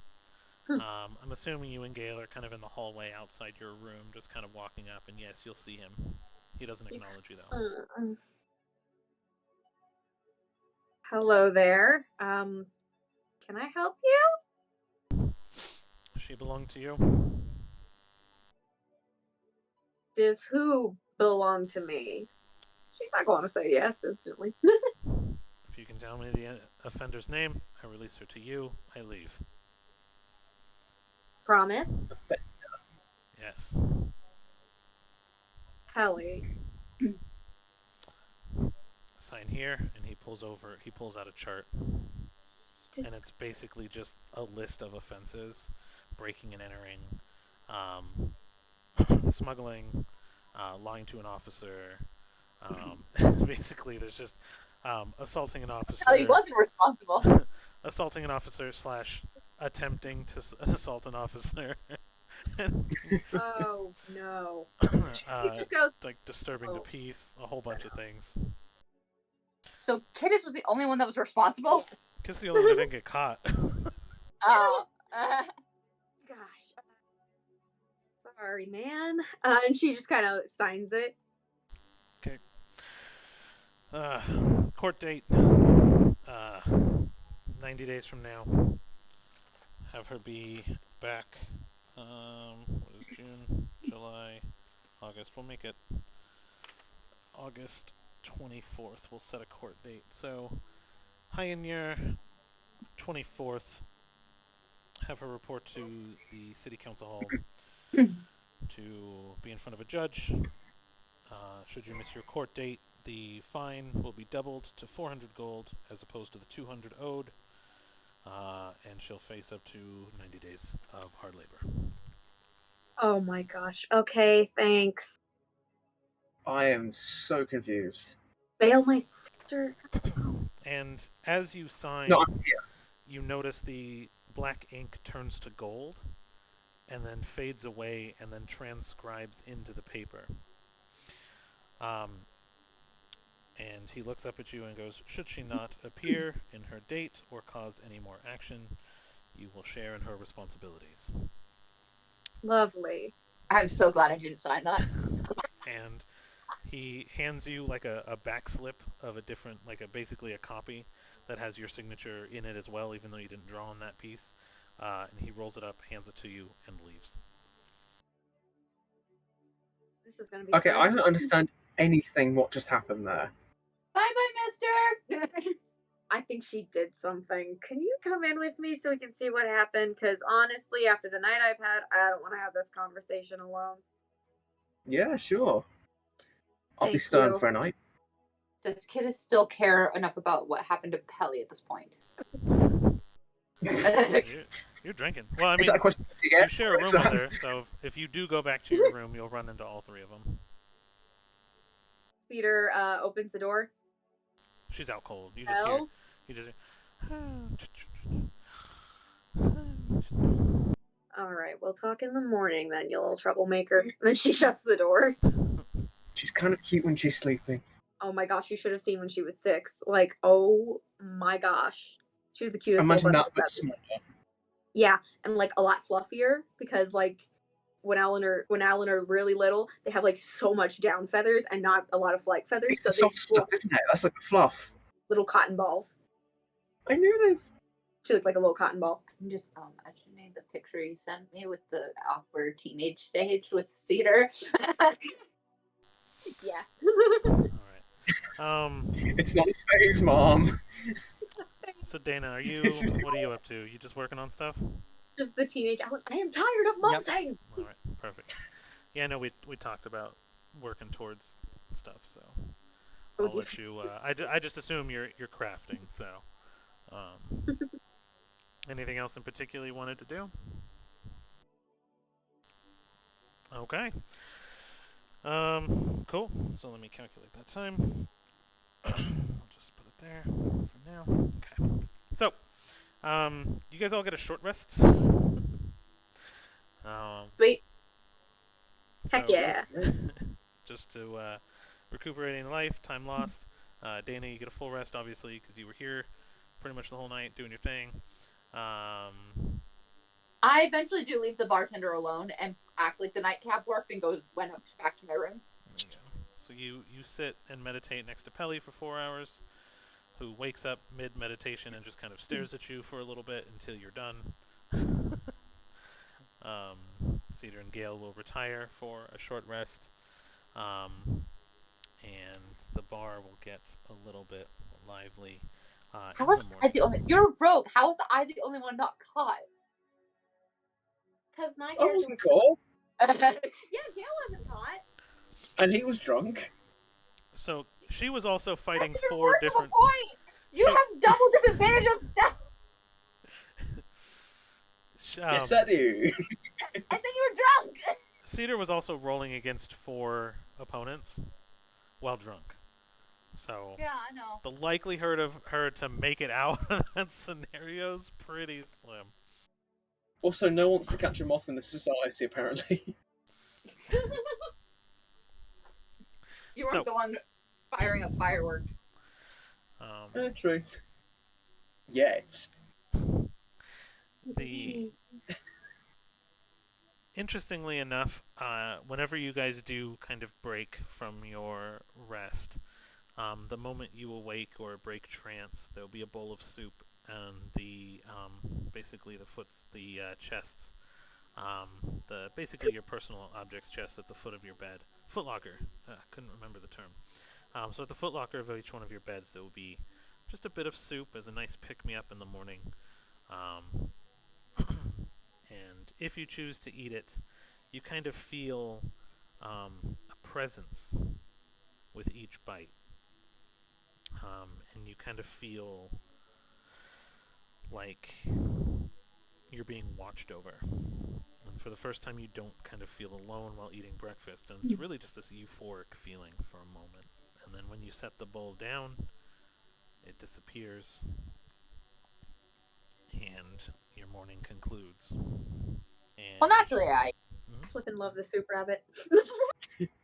Gale will eat, and as he's eating, he feels the presence. He goes, "Okay, which one are you? Who's finally taking stock?" This is really nice. And just keeps going. So you like screaming to yourself at the bowl of Rabbit. soup, like, "Who's roll a performance Which for day me." is here?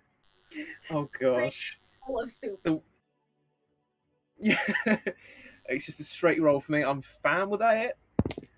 God, that's an 8. Dice hate you today. Right. Hey, I'm switching them out. These Yeah, are look these are those guys. cursed. you get no idea, but you feel good. Tummy's full. You just yelled at a god somehow. They heard you, but you have no idea who it was. It's not Shanti. I never feel good after yelling at Shanti. Here's like, I think it's the soup rabbit. Good gracious, this is good. Oh yeah, that hopping little fellow. So yes, my you gosh. should you leave the room, there'll be a small posting on each of your doors with your names, your true names. Well, actually, it'll be Cedar and Party. Um, you notice that Dana's note had already been torn down, and she is not in her room. Where in the heck is she? Before I leave, I'm just gonna ask Pelly what on earth she got up to that got Warforges involved. Actually, you know what? I think. I can tell asking her while I'm eating. Okay. I'm Oh, yeah. like, I'm awake now. Right. You and She's let's just swap stories. kind of staring at you, going, "You sleep really weird. Yeah, I do. It's like your eyes were open and you Uh-huh. were staring at the Uh-huh. room for like 4 hours. Uh-huh. Are you okay?" Clearly, the answer is a no, but Okay. It's a hard no. Yeah, And she's this is just just how I sleep. eating her soup. So what did you get up to last night? Because I tried to come see you, and there were people outside the door. Yeah, so about that. I got caught breaking into Silvico's mansion. epic! Freaking love Pelly. So I flew Oh, over dang. there, You went and straight for it. I was just trying to scope stuff out, you I know, love this kid. for Yeah. the wedding. And Mm-hmm. there are tons of guards. Tons of them. Huge reception. The food is going to be amazing. Oh my god. So much food. I'm so excited. We're going to need clothes. So I saw the guest lists. Everybody's going to be there. Like nobles, high value commoners, just basically everybody. It's going to be a big wedding. And judging by the note on everybody's doors that were posted, that's what woke me up. And then that's what made me see you staring into space for 2.5 hours after that. I really couldn't sleep. It's really horrifying. But anyways, unnerving maybe, not horrifying. But so I took the note. We are not going to the actual ceremony, although it's taking place in the same spot. So we'll have to go early Monday. And I just got all the information about the wedding. That's what I was trying to get, and I was trying to find where Silvico sleeps and who he was even really marrying. And I found out. Ooh, who? So I don't know if That's you know not her. who. But I don't know if you know her. But Calliope. It's Ah, frick! That's a cousin. That's a cousin. so Oh dear. she's Wait. she's our Is cousin. was that one that cousins us in jail? One of the cousins that was in jail. And she seems in good health. However, what I think I saw was her sister in not as good a shape. So Oh. probably not something that they want to happen. But I didn't really get a chance to talk to them. Calliope's okay. Callista, she's, I don't know. She was crying, and then I was caught, and got my way out by just saying, hey, well, first I tried hitting them and punching my way out. That really didn't work. They're made of, like, metal. It hurt me to punch them. It was so crazy. Oh, I know. I actually touched them when I showed up. And then he blew steam at me, and it hurt, and it boiled, and it ruffled my feathers, and then I was captured. But honestly, this old dude showed up, and he had a clipboard, and he smacked me with it. He was a jerk. But I managed to just say I was interested in the wedding, and I wanted to see the bride and her wedding dress because I was excited, and he believed me.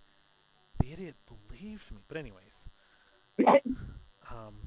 they put me back in here under guard, and we're gonna need dresses. It's going to be on Cedars. But I managed to pay for them. Oh, you have money.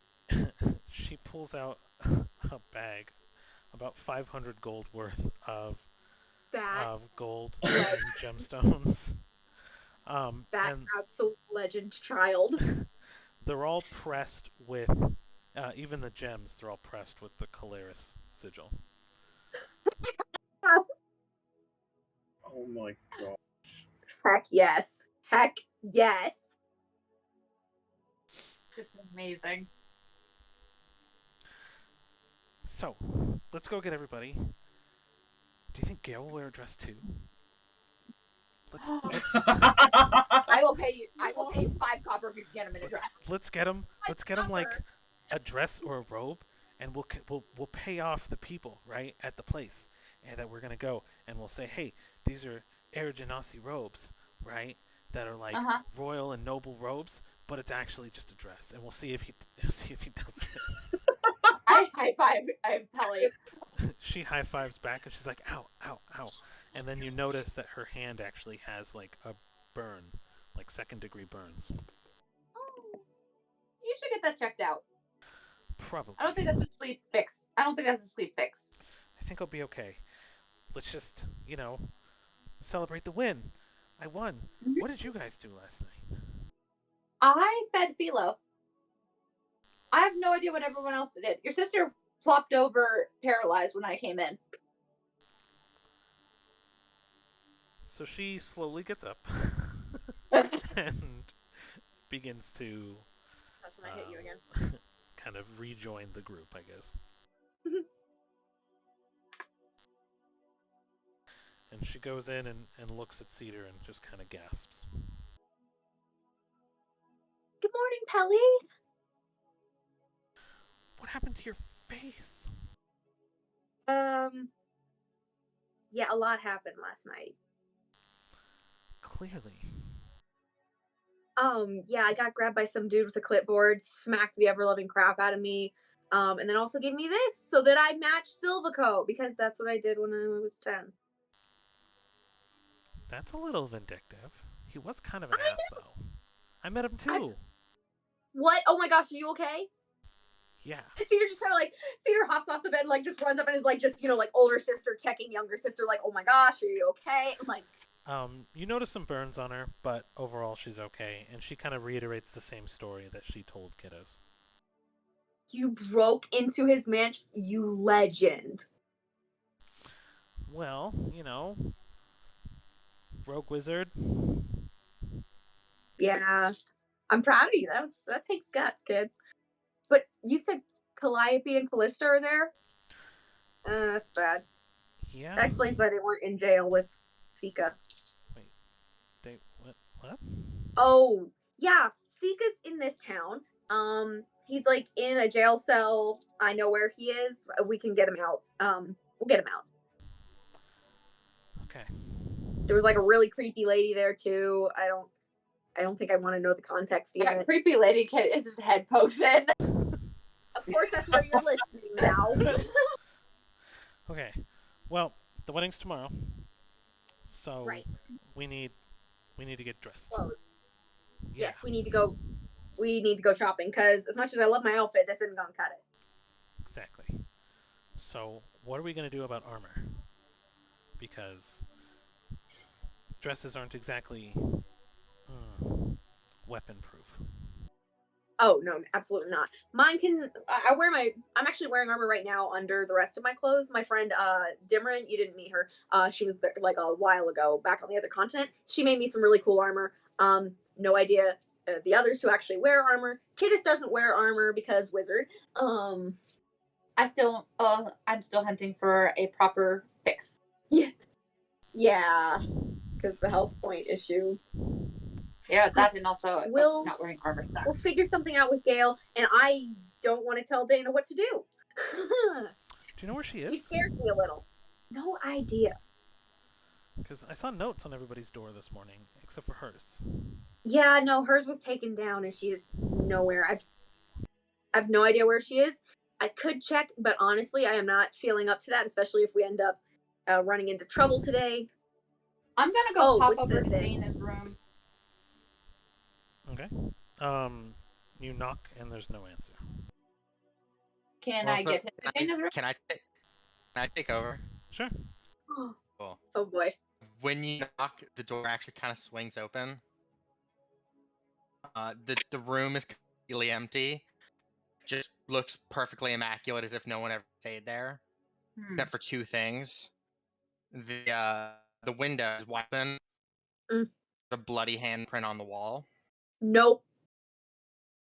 and there are two pieces of paper with knives into them, driven into one of the walls. Okay. So first, is the blood Dana's? You don't know. Well, Dana has purple blood. What are you, CSI? Dana has Yes. purple blood. Is it I purple? forgot about that bit. Ha! Yes. It's purple. Okay, so I'm gonna assume that's Dana's, because most other species don't have purple blood. Is anybody else, is Dana lagging for anybody else or just on my side? It's lagging for A me. little bit. Little bit. A little bit, yeah. Okay, I just wanted to make sure. It's this new internet. I'm This sorry. new internet. Yeah, no, This it is. We got new newfangled internet. internet. But all right, so once I'm like, that's purple, most likely hers. I'm gonna wander over to the papers. The the first thing you read on paper are the words "Dear Cedar." Do you want to continue? I continue investigating. Like, No, do you want to continue? The On the note. left, the you do. first two words, "Dear Cedar." Most definitely, I'm so nosy, guys. Guys, I am like nosy. I was hoping you'd say yes. Okay, so it says Cedar. By Faye, I am so sorry. I can't imagine you will get my way after this, but We Ray, can't hear you you. on can't the understand We you. can't every understand you. We're trying so hard. There's a real reverb going on. It's reverb and Yeah. it's like Yeah. every other word coming through. Alright, It kind of sounds like a banjo. try something. Dee-da-dee-da-do-do. Dee-da-dee-dee, Dana. Dear Cedar. Love Dana. What's this? What? Hello? Hello? Hello? Hello. Anybody? Ah, it's still cutting in and out a bit. Still, The yeah. reverb's gone though. Okay. Sorry, guys, technical difficulties. How's this? It's these new internets. It's a This little newfangled better, but you're still internet. breaking. Yeah, kind of talk through it and see if it gets better. The bandwidth. Alright. But the letter says, "Dear Cedar, by the Fae, I'm so sorry. You will never probably look at it the same way. I completely understand why, and I can't blame you for that. But on the tiny, minuscule little chance that you still need me as the person I try to be, this is my formal application as the first ever bodyguard of House Strigine. And the second, let me see. This, okay. It's, second piece of paper, this time written in blood in large letters. The top of the paper says "fuck Taya," and at the bottom of the pen in blood says "How Strizine," and in the center of the paper is it. Is what? In the center of the paper is this. You see updated version of the Taya symbol. Oh. Oh. That is so cool. So I'm just gonna carry the papers back and be like, still have no idea where she went. Cool looking. She gone. So I kind of like wander back into the room. What are you guys talking about while I wander back into the room? Talking with Pelly, I think, about like kind of just like catching each other up on what the heck happened last night. What our plan is. Probably like, okay, do you know any like good dress shops in town? Like you were technically in the country little later than I was, so you might know. And I show up and I'm just like, this is for you. Okay, is that blood? I think it's Dana's. Yeah, that's purple blood. just the Gail. Dana's writing in blood now. Oh, it's reading. What? No, Dana's I writing come out. I'm in like, blood. what? Cool symbol though. Wait, That's there's a symbol in blood. Yeah, but it. Oh, where the Okay, heck is I need she? to serious sit down with her. Yeah, where is she? This kind of worries me, but I'll meet you guys I think downstairs she's at the trying bar. her best. I think she's trying, and that means a lot. Yeah. The symbol's really I cool. know. Oh yeah. Yeah, look at that. I like Just the kind fact they got the. I like the fact she got your eyes. That's yeah. pretty cool. Where the heck is she? Hey, kiddos. I've already left. I told you guys Oh. I'm going down to the bar. I'll meet you down there. Gone. Oh, she's not run off as well as she. She's probably at the bar. Oh yeah. I think today we should go and get the outfits and kind of get a plan in place. Sorry, I was not there for like most of the conversation. I only heard Dana's running in blood. Are we getting new outfits? Oh, well, seeing as it's a formal occasion and there's a lot of nobles, like you're gonna see some pretty crazy outfits. Trust me, I remember some of those events. But When you say pretty crazy as much as- outfits, are we talking with a cape or? I mean, probably at the minimum a cape that like people are gonna add on to all sorts of like embellishments onto like ball gowns and stuff. Aristocrats are crazy, and but we Okay, can probably find you lost something me about 5 sentences ago. I'll be quite honest. Aristocrats are crazy when it comes to fashion. Right. And I refuse to wear something very itchy, so we got to go pick out our stuff because if we pick it out, it has a higher chance of being comfortable. That's fair enough. But they wear itchy stuff on purpose. Yeah, That like makes no sense. Surely you want to be comfy when you're Thank you. out and Thank you. about. That's what I've been saying since I was like 5. But you had to wear Sorry. itchy stuff since you were 5? Yeah. The dresses are ridiculous. No. My robes, cotton. Yeah, like Just what's going through my head right now, if you want to check maps. Yes. That is That was one awesome. dapper looking owlet. I love that. That is awesome. That's gonna be your tailor. absolutely. He shows up. yes. Tally ho! Just where'd you come from? No, I'm kidding. But yeah, so we should probably head out. Pelly got us a little bit of money spend. Wait, what? Pelly, Is that you why want to she's show got a us? date? Is that why you're courting Pelly? I stole a bunch of money. It's not my fault. Who you stole it from, though? Cedar made me do it. What? No. Since when did I make you do Cedar! anything? I didn't do anything. I was with you. I didn't even see her after she gave us the shots. You know, I haven't had a proper mother figure in my life for a long time, and then Cedar comes along, and she's a thief and a cutthroat, and that's, my learning example now. Oh, Kelly? Kelly, believe me, Hey, you are preaching to the choir right here, my friend. She kind of giggles and then kind of starts to run off. Wait, who did you steal the money from? Silvico. She broke into his house last night, apparently. It's like, I'm proud of you. I'm proud of you for the idea. she turns back. I didn't. I stole it from Joe. Who's Joe? Joe Mama. No, and then no. she runs away even No. further. Joke's on you. She's She like- may still be alive. Not if Cedar has That is how anything you to do with respond, it. right? Anyways, 0 for 2, motherfucker. What? Kelly, Testia, and Atea, I'm gonna. Cedar just kind of walks out of the room after her sister. And now I guess Okay, it's so- Tanner in the middle of Testia. So hang on. So we use the stolen money. We go and we buy new outfits that are going to be itchy or not because we're buying them ourselves. No.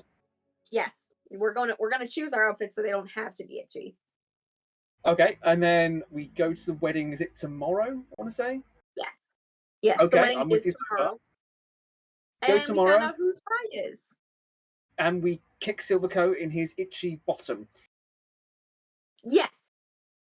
Also, apparently, the bride is my cousin. Oh, not again! Oh, I hate this guy.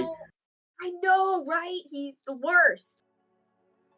But yeah, we're going to have a firm exchange of words, we'll call it. Really, we are going to absolutely eliminate him. I was going to say. Also, if we're going to eliminate him, I'm kind of sad we got rid of the metal hand now, because that would have Oh, hurt. Yeah, that would have hurt. Trust me. I got smacked in the face by a guy with a metal arm yesterday. It hurt. What? Yeah, that was before the scar. He smacked me. I am about fed up with people smacking me in the face this week. Okay, we need to first of all let's not get drunk again because I feel like bad things happen when we get drunk. Yeah, I'm not doing that again. Yeah. Like ever. We'll agree to clarify there. And I think we need to just, if we're going to split, we need to make sure that we have plenty of people with us so that nothing like that happens again. True. Didn't mean to split though. I got a net No. thrown at me. No, you kind of scared me there for a moment. I was scared for a moment there too. They dropped me in a well. And they did that as well. I mean, I'm trying not to think about it.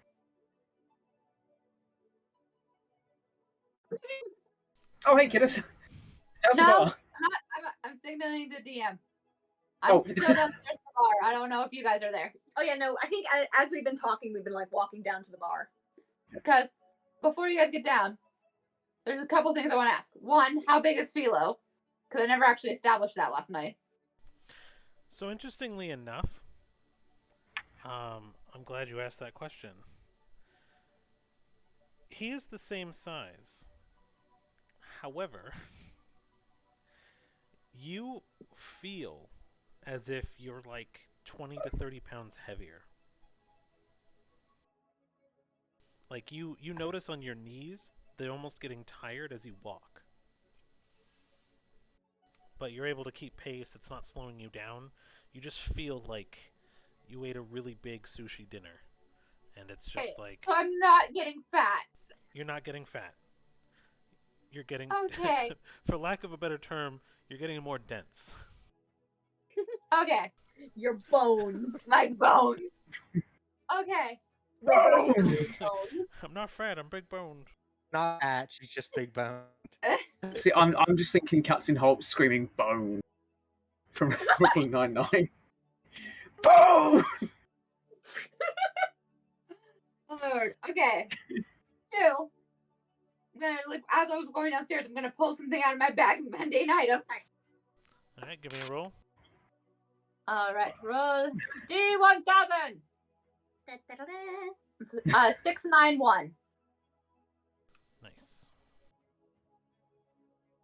And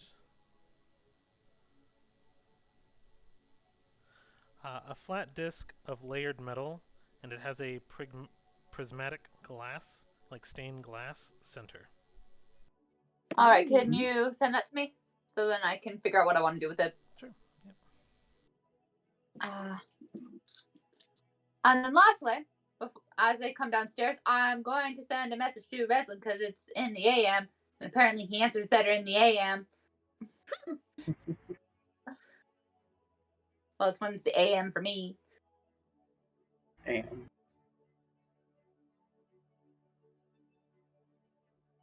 But whenever you're ready.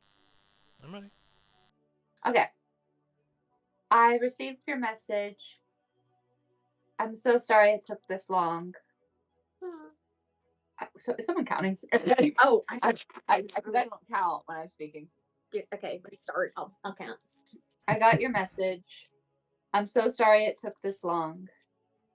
I hope to see you again soon, even if you don't forgive me. You got one Love.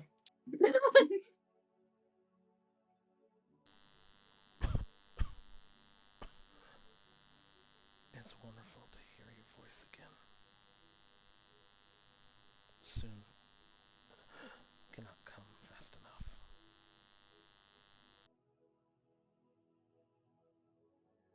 Cedar, we need to get going back to the continent right now. I don't care what we have going on. I don't care about your cousins.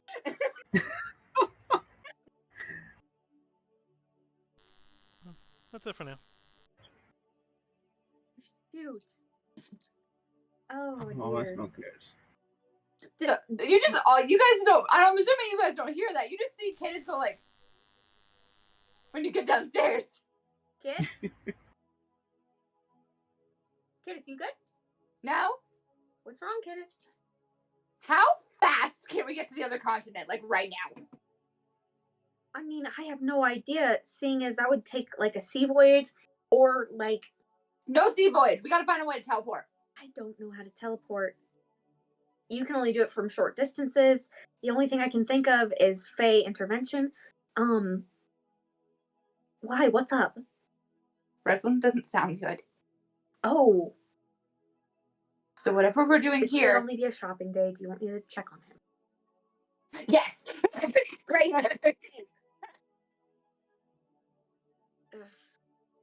I'm doing this because I love you, kid, okay? Understand that. Uh-huh. And you got full health, so it should get a very No, clear I picture. don't, actually. Why don't you I took a short rest.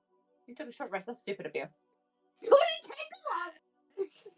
That was so stupid of you. I was bailing my sister out of, like, Warforged jail. I don't know.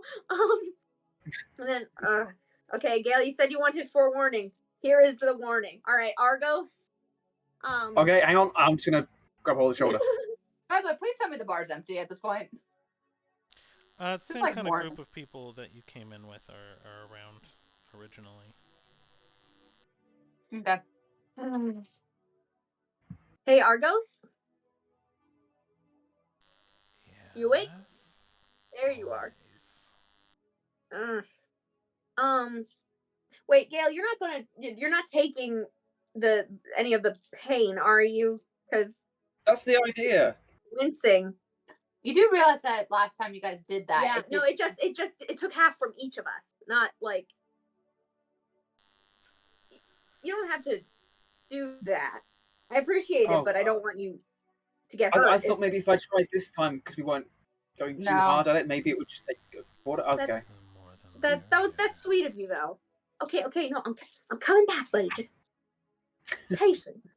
Just to Argos. Okay. Yet another day to see that Sealer's selling off. Steve's like, okay, you remember that Reslin guy, the elf from the bar back in Keeper? What? No, not Keeper Eye. It was before Keeper Eye. I do not remember the name of that. Domhar Reslin. That's his name. I have his full name. I typed it out. Wait, Reslin's first name? Oh, Reslin was his first name the entire time. Okay, Domhar Reslin. Could you take a peek for that? I need to make sure he's not like sick or something, dead or something. Sure.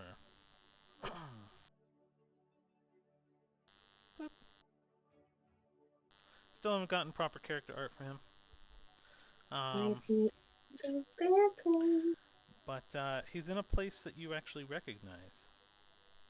You can kind of zoom in on him, and you see him with basically a metal chain around his neck, with a pickaxe in his hand, and he is taking a swing into the ground to mine up rocks. And then as he pulls back his pickaxe to swing again, you see an owlbear chief digging into the ground at the same rock and pulling his axe back, and then Reslin goes in and hits his too. So he Please tell me be, it's one of the owlbears we know. Because I am going to send a scathing message. It's Owlbear's stuck there with him. Huh? I don't think the owlbear's doing this. I think the owlbear is stuck there with him. Both the owlbear and Reslin are stuck to the same chain system from the original mine in the original town. Three of those. Where did they get more? You're just like, oh my gosh, they got more owlbears. We are still in public. Oh my gosh, they got more owlbears. Better? Yeah. So he's in the mine. Full disclosure, he has a chain around his neck. Did you see who was in charge and who I need to slit their throat? I don't see that, but he and the owlbear are stuck in the same situation. I don't know, but Argos, whose throat do I need to slit? Tell me Argos can't hear that. I don't want him to take more. No, he doesn't hear thank anything. goodness. Okay. All right. We free your fairy queen, and she teleports us to me to Reslin, and I kill whoever decided to try that. Yes, we're gonna get him out of there. I promise you. Okay. How selfish would it be to make them? And then, I'm sorry. What? just wandering off. Like, I'm sorry. What? Just. We really got to talk to this kid about like moral boundaries and stuff. But you know what? I kind of get it. I mean, oh my gosh, they have another owlbear. We freed like 3 of those things. And those things, I'm guessing they're not easy to catch. I mean, they're huge. They're enormous. Are you kidding me? Those things. Even and the ones that we met were nice. Like most of them are like flipping feral. But those were like some kind of fey owlbear things. They could like talk and stuff. Like, Okay, so we will focus on that later. Maybe we should send Kidis. You should send a message to Dimrin. Maybe because Dimrin's closer than we are. Maybe she can get some like word or something. It's worth a shot. okay. Sorry, Rain. Here comes the chaos. That makes sense. So yeah, you gotta act out both your characters now. Dimrin? Why is my love been stuck in a mine? What's happened? Why is there owlbears again? Where? Why? Like half a sentence ago. It's just basically it's going to continue that. Poor Dimrin. I'm just imagining she's like having a cup, like a mug of ale with her brother, and all of a sudden she just gets like ear blasted. Bombarded with kiddies. You can take that Ear blasted by a screaming elf. Okay. Ow. Or second. I thought. Motherfucker, I thought we were them. You are breaking up. You are breaking up so badly. I cannot. We just heard motherfucker and that was it. Which, like, accurate. Also, see that I Gale sort of heals you for 18 hit points. Thank you. While this is going on, he's just been heal. Yeah. Sorry, carry on. Okay. Any better? That's better, yeah. We can hear you. Yeah, She just goes A, ow, lower, B. I thought we freed them. Mars. I'll see what I can do. I heard see what I can do. That's about it. We freed them. We Something. freed I'll see what I them. can. Yeah, see what she can do. Okay. That's just the best I can do right now. I'll probably send another message later and be like, I'm asking for an update. How is Dimmer? Is she alright? It's been a while. I have no idea. She's alive. You just spoke to her! I think she just screamed in Dimmer's ear and asked a question, and then just that was the end of the message. She is alive. If she's alive. That's. And okie dokies, Rain. Rain's gonna go try to fix their internet. Okay, sounds good. All right, which is fine. Okay, so yeah, hey, Kittis. I know this is probably a lot for you right now. How about we go shopping, try to take our minds off of it, get the dress, and wear something pink, obviously, and we'll deal with that as soon as we possibly can. Okay, kid? Okay. Do you want a hug? No. No? Okay. Respect that. I respect that. All right, let's go find something. And if we have some extra money, how about if we have some extra money left over from the dress budget, how about we get you some fun jewelry or something? Would that help? No, but Will that help distract you? no. Yeah. Makes sense. All right, come on. Okay. And then, hey, Pelly, do you know any like where we should go? Oh, Cedar actually asks the bartender, hey, so do you know any good like tailors in town? We don't have outfits for the gala, like Yeah, that's yeah, okay. Yep. for the reception. I didn't mean gala, I meant reception. Yep. So let's see here. Need a fine place, not too far, I'm sure. Let's see who we got for. Do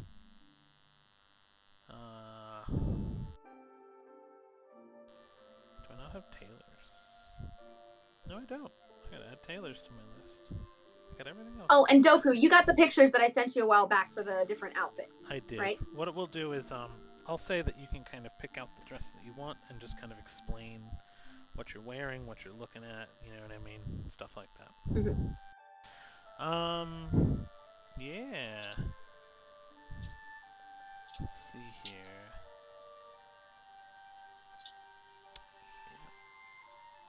We'll call it Tuck Borrows Dresses and More. Love it. With this, can we take a small break? I need to pop to the restroom and grab a snack. No, you don't get to pee during D&D. Yes. I'll go ahead and set us up for what, 5-6 minute break then? Sure. Sounds good. All right, Yeah. cool. It's me.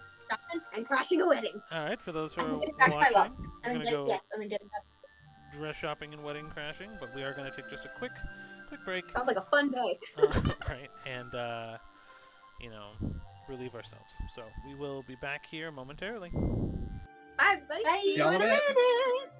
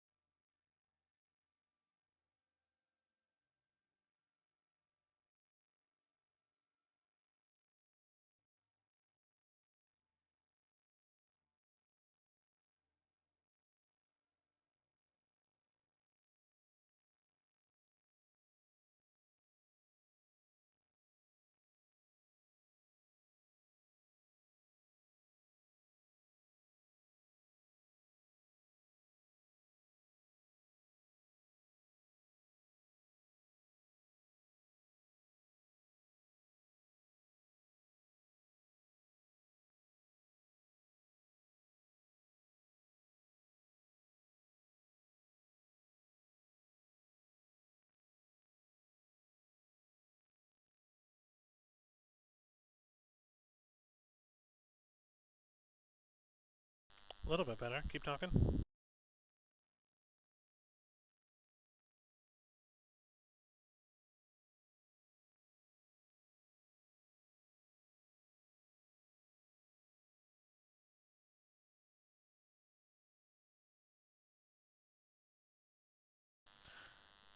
I can actually understand what you're saying. It's not 100% perfect, but it's way better than the every other word we were just getting.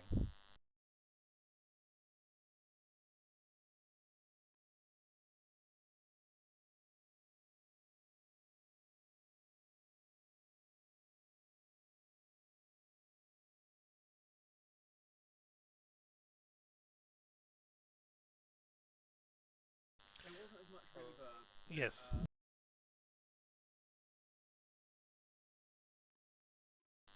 Okay. Yeah, it wasn't as bad, but it was still.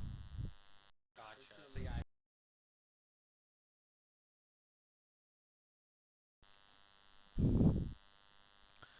So I found the limitation. Um, AI generation does not know how to create battle maps, but I'm getting some pretty cute stuff.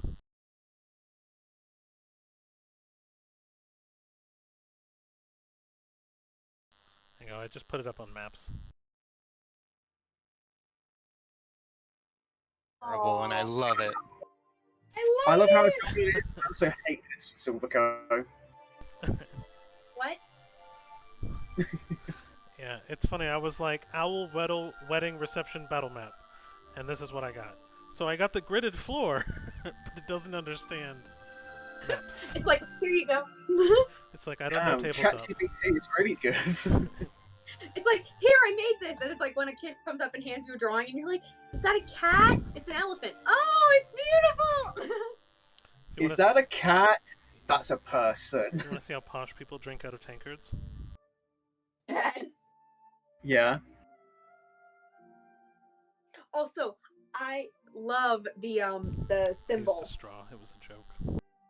Oh. Oh. I haven't got straws. I can't Don't exactly worry, do I that. got the joke. I got the joke. Sorry, I'm Brumbo still- over here. I'm still stuck with the fact that my love isn't mine. The second Yeah, you that's started coughing, oh, Sharice is gonna lose it. Yeah. I think we all are if Rosalind dies. I vote we bury whoever put him, like, we shove them in the mine, trap them, and bury them alive. I wasn't there for that. What? That's my current vote. Oh my gosh. I'm now just realizing how easy it is to get into characters Gale. I'm just not there for half of it, and I just don't understand some of the things. By the way, I loved the symbol that's gonna be for like House Dragine now. I love that. I love it. It's just a rough guess. So if you want to change it. But No, I love it. It looks awesome. Are you kidding?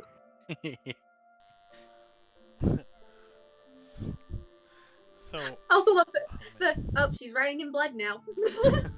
What? So I'm But I trying to still get don't like AI it. art for Reslin right now, and I Oh, forgot to specify gender. So, Oh gosh, is it we gender swaps? There you go. I'm putting a gender swap Reslin in in Oh, and our general. I love it. Oh, why is my thing so slow? Congratulations, kid. This is now a lesbian. Well, that's a turn that neither me nor her expected. Can I just say, I hate the fact that computers can draw better than me. I just want to put that out there right away. I have to say, I never really cared for AI art until I realized it was royalty free and I needed cheap stuff for streaming. So, If it Love-hate works for Marvel, dang. Love it.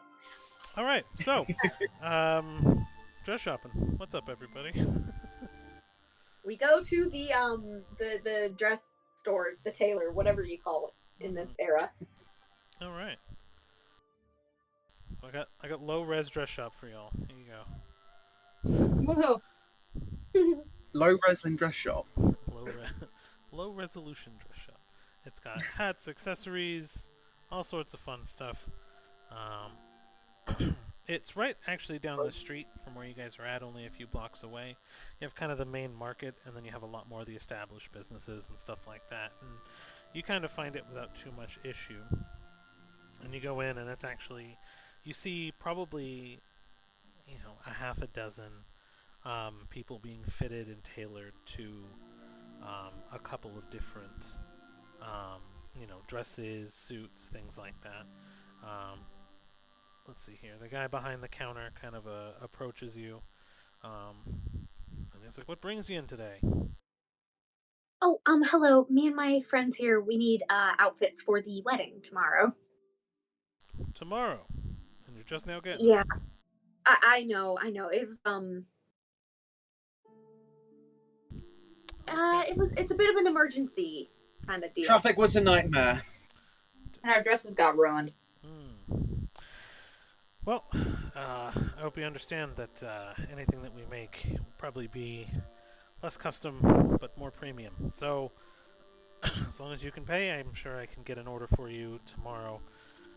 It starts, as early as you guys are probably going to get there early, like with everyone else, I'm assuming. 8 a.m.-ish, so let's get you situated. Do you know what you're looking for? Well, I know that this one wants something pink, don't you? Always pink.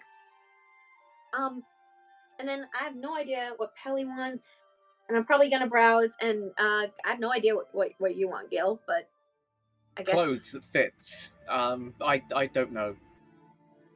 Maybe the some barb's still purple. I like the way it looks on my armor, so maybe something purpley, I guess. purple. Creepy. Let's.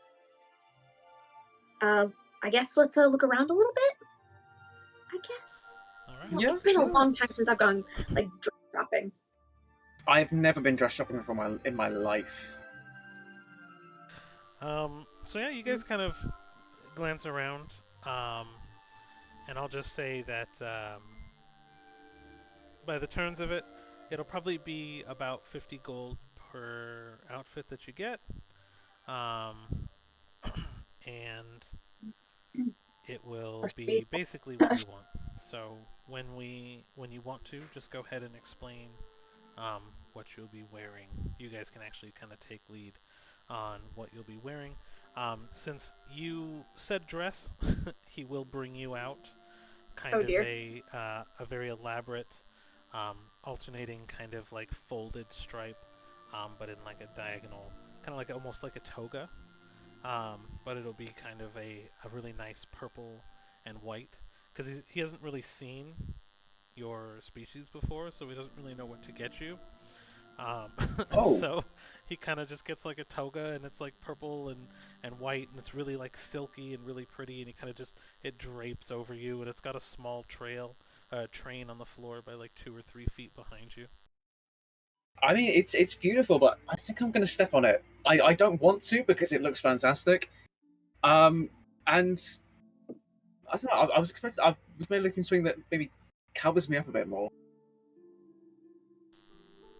Oh, so you want to be? I can. Well, I could probably pull the train up and make another shoulder strap for you, and he kind of like pulls the train up a little bit and back, and like pins it back over your shoulder. So now it kind of swoops back in both directions a little bit, but it has like a really deep V still. It's still quite revealing to me. Can I just ask what do gentlemen and people like that what do they wear in this area? They wear that. No, kid is sweetheart. No, they don't. Yes, they do. I swear, I saw some yesterday. No, you didn't. Yes, I did. Cedar's like, child, I think I know. She's like, probably more like a dress suit kind of thing. Oh, okay. What deal? What sort of dress suits do you have? And he's like, I got something a little bit more similar to what I'm wearing. We'll have to stitch up the wings, because yours are a fair amount larger than your standard Owlin. But aside from stretching it out, you can get a suit much like I'm wearing here. I must say, what you're wearing, it looks absolutely fantastic. I don't know. I think the dress suits you better.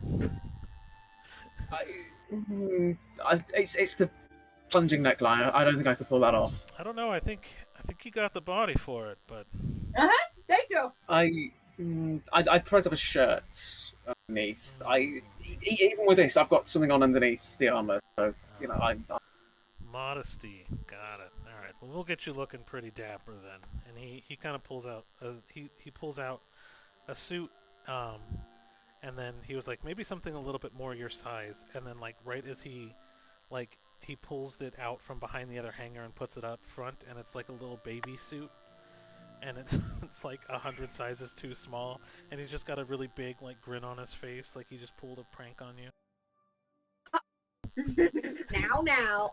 It's like sorry. Old Taylor's joke. Right. I like this guy. But yeah, we have something here, and he kind of actually grabs like I guess a black with a purple pinstripe kind of suit. He's got the vest. It's got like a big poofy green ascot that kind of comes out from under that silk. And he kind of slips in like a pocket chain with no actual pocket watch attached, and he kind of pads you down and is like, this is probably a little bit closer to what you're looking for. Okay. I think maybe we can work with it. Right. Yep, just got to let out your gigantic wing holes, and but I should be able to get that done by this evening. My gigantic wing hole. I like that. And he kind of nods. And yeah, and what did Kittis and Cedar find? I just sent them to you in the group chat. And I sent mine in the group chat as well. All right. So you have your looks like a princess cut with your big poofy arms, just straight kind of a clear mesh pink with a lot of what looks like flowers kind of tapered down, mixed into the dress. Corsetish, basically very showy. Some people might even think you're trying to get more attention than the bride, which I guess is probably the point. But very pretty in pink. Do it. And then Pretty in Cedar, pink. you wanted a red, or what color did you want again? Or did you want the blue? Sorry, are you talking no, to I want her pink. and me? This is going to be in pink. Mm-hmm. And what color did Cedar want? Oh, that exact color with like the constellations on it, but less of a definitely not the plunging neckline. Got it. All right, hold on. Which I just think it's gonna be really funny to see Cedar going from like the like vest like waistcoat kind of deal, like the like academia to like the stars and dress, and she's like, oh boy. I think I might be able to put this together without. I'm gonna try something here. Okay. Yep. I've put on what I originally envisioned into chat as well. But I really like that rapport we had going with the between Gale and the That was and the funny. Taylor. Yeah.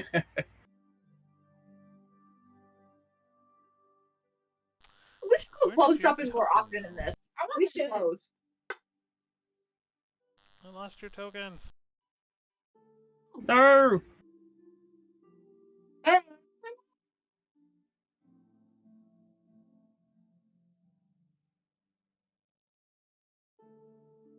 Sorry, I'm just gonna troll really quick. I'm just gonna troll really quick.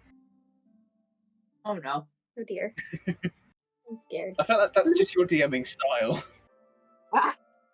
Yes. Oh, the Rick roll is bad. But in all seriousness, I love your style. Please don't kill my character. There you go, Cedar. Gotcha. That's how you show up.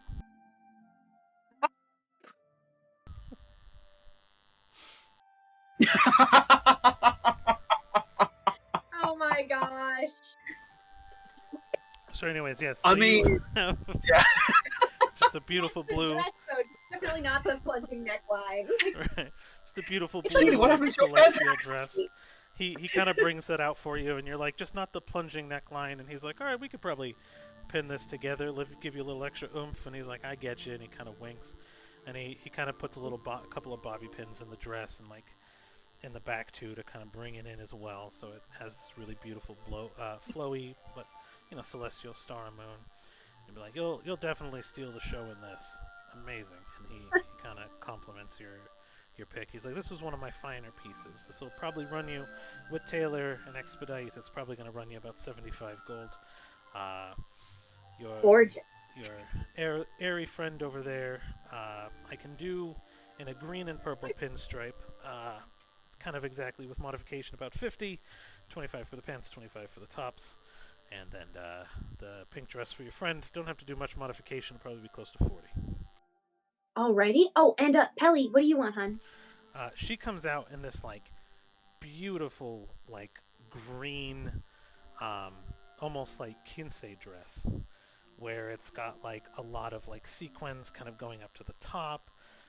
It has a top a lot like Kittis's, where it's more of like an underbodice, kind of just green, and it just flows and has a big poofy bottom with like tons of tulle.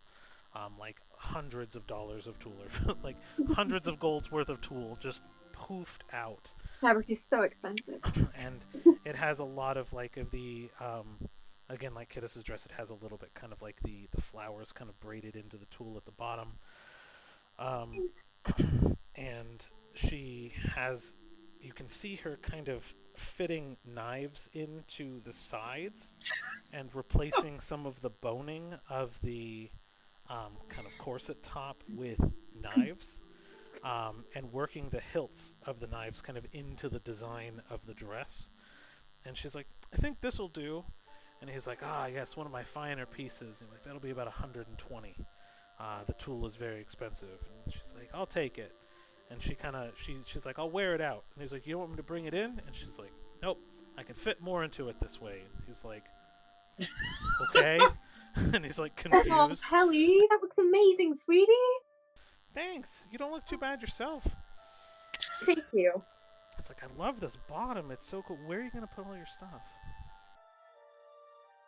I use mostly magic when I fight. That's Also, most of the knives I use now are just psychic, if that makes any sense. She just sits here with her bag of holding. You'll have to show me that later. Oh yeah, no, you'll definitely see it later. Alright. Cool. Yes, thank you so much, sir. We'll be back later this evening, I think. Pick them up if that works for you. We close at 6. They should be done by then. Perfect. Thank you. Marvelous. You kind of know. Here, let's pay now, so that. Yeah. And so they pay from the money Pelly stole. King's gold. I prefer nothing less. He kind of slips it all into like a little makeshift register behind the counter, but he closes it. And you hear just a ching, and it like seals shut like a metal box, almost magically. Nice. All right, we have like 215 left over. I wonder what Dana's gonna get. We should probably, yeah. Where the heck is she? The woman from your party? Yes, did she come in already? Yep, she actually did already. Picked out her outfit. Wasn't too bad. She said she was going to bill it to her party though. When she left without paying, and said that you guys would cover it. I'm assuming you're, and he kind of says this weird party name that the guards gave you yesterday.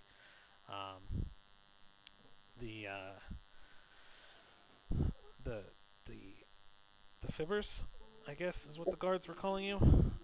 Yeah, no, that's not our name. We actually don't. Noisemakers. But yeah, you know, the two Allens with the. Did we weird actually wheels. decide on a name? We do need to decide on a name. Yeah. But yeah, that's pretty much us. Oh yeah, that's I mean, Kind of a that weird name yeah. isn't us, but That's the name they gave It us. definitely sounds like us, yeah. like a menagerie. A mad menagerie. Dimrin said that. Yeah. of just weirdos. So, anyways, yeah, it was basically Mad Cat Menagerie, I two guess. two Owlin and a bunch of weirdos, and That so I sounds like a figured it was you. franchise. So you'll pay for her too then. Yes. How much do I owe you? 46. 46. And then Cedar pays that. Let me see how much gold we have left from the shopping trip. Wait, sorry, give me a sec. Weird choice of clothes for a wedding, but I guess if you take a look at her, I guess that's normal, huh? Yep. I mean, I haven't even seen the outfit yet, but I'm guessing, yeah, maybe. I'm just curious. She never actually told us. She said she wanted it to be a surprise, but I don't really love surprises. What'd she do? A surprise. And he takes the 46 gold and kind of puts it in the trash register. Well, shoot. Good try though. Very modest. I'll give you that much. I'm surprised she went dress shopping. I'm surprised she knows what a dress is. Was that sarcasm, Gale? I think so.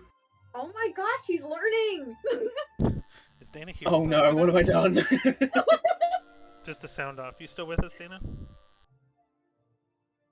Yeah. Okay. Just making sure. I figured you turn the camera off to save bandwidth. It's getting even worse. They're lagging. Yeah. But yeah. So we still have about like 169 left over for the dress shopping budget. So Nice. Titus, do you want to go get some jewelry? Thank you, Gail, for that one. Gosh dang it, Harry! Yep. Thank you for noticing. Just subtle. All right. So, do you guys need anything else? Any needs or wants for the remainder of the day? Yeah, I want to go get Kittis. So especially since she gave up the money earlier, what did you give it up for again? What was happening right I was trying to figure out if I could teleport to Ruslan and come teleport back. Yeah. So I wanna cheer Kittis up. So I wanna find a jewelry shop nearby.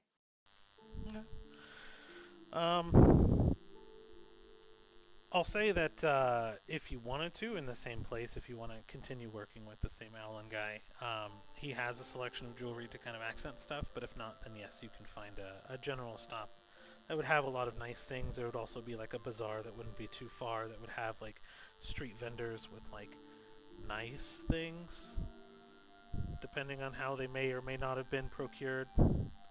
But still, can I get like probably 100 quality. gold piece worth of jewelry? 100 gold piece worth of jewelry. Yeah, what are you looking to get? How elaborate? How many gemstones? What are you looking to like find? I'm trying to find ones that what I'm trying to find is ones that are like very valuable. Like I'm trying to find the most valuable jewelry I can get for like 100 gold piece. You get about 80 gold worth of elaborate jewelry necklaces, or 80 gold value. I need more. I need 100 gold piece. Maybe we find like a 20 gold piece hair piece, like hair clip thing, like to put on your space buns. Oh, that'd actually be kind of cute. Like little like gold tooth, like combs or like sticks. Oh, okay. Hold on. Yeah. I'll say yeah. If you're looking for like 100, you'll find a set of like I forget what they're called, but the chains that kind of wrap around the forehead, with just like a really elaborate piece in the center, so kind of like a bindi, but it'll have kind of like a moon opal that shines during the day.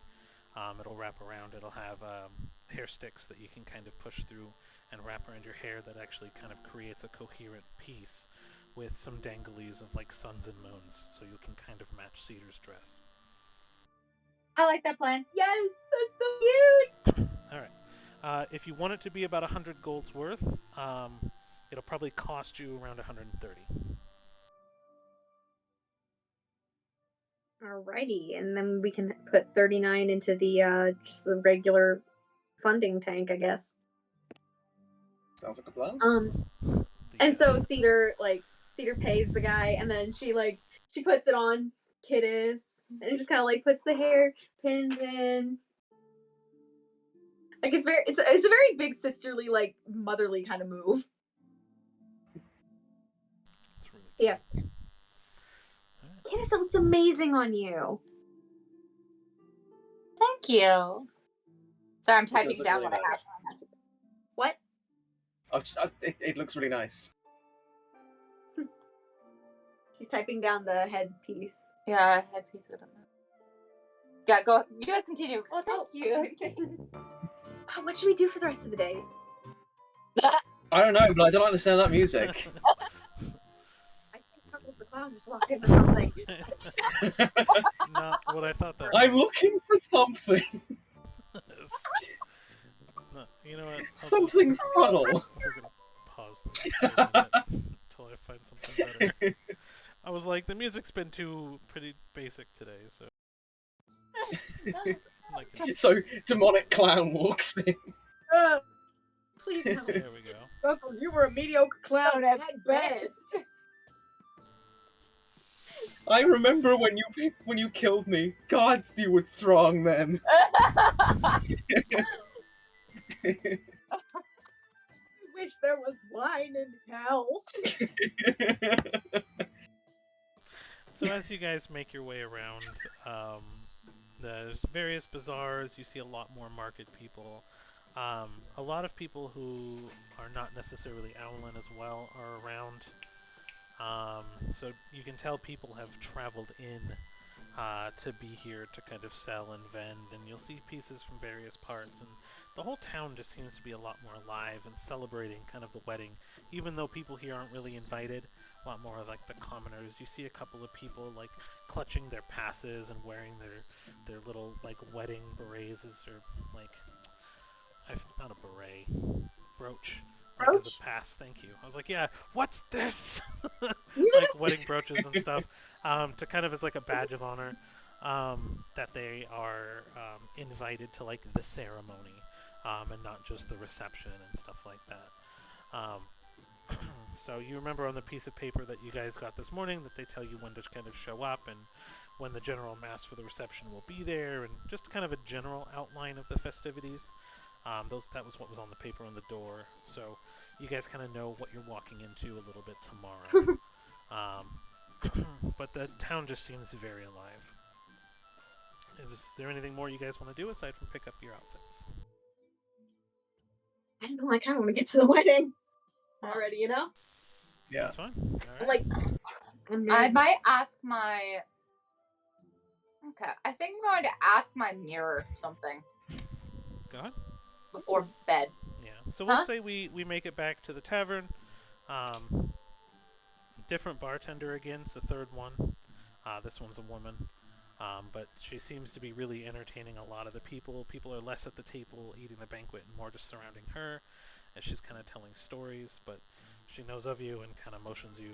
And if you want something, you can take it. There's food there. And you can make it back to your room and do whatever you want for your mirror. If you want. Alright. So I'm going to see. I'm basically going to try to see how detailed I can get with this mirror. What I'm wanting to ask is basically if anyone had died in the mind on what happened since we were last there, and I kind of give the rough date, and if anyone's died since then, what happened. Okay. Let's see here.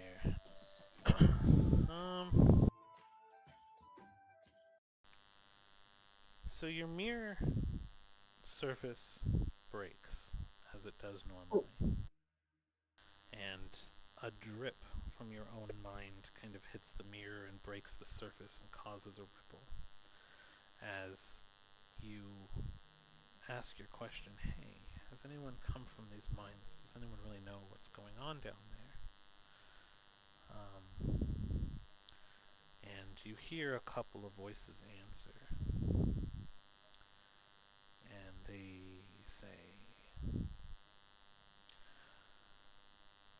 ever since the labor went away, they started throwing prisoners. They use prisoners as labor. They work the prisoners to death. They respect the owlbears more. If you cannot work, work. If you cannot work, the owlbear gets an extra meal.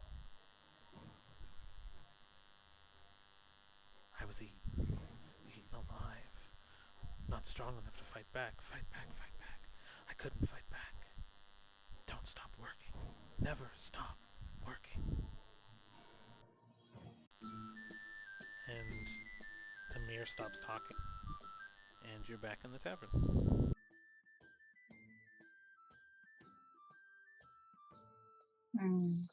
So you notice there were two voices, but one much stronger than the other was the one that actually provided the answers. But there weren't many people dying in the mines. That's a plus. Yeah. Okay. Preston's a prisoner. Okay, that is good information. Question: do I think it would be possible to pay the way for the person who answered to pay their way?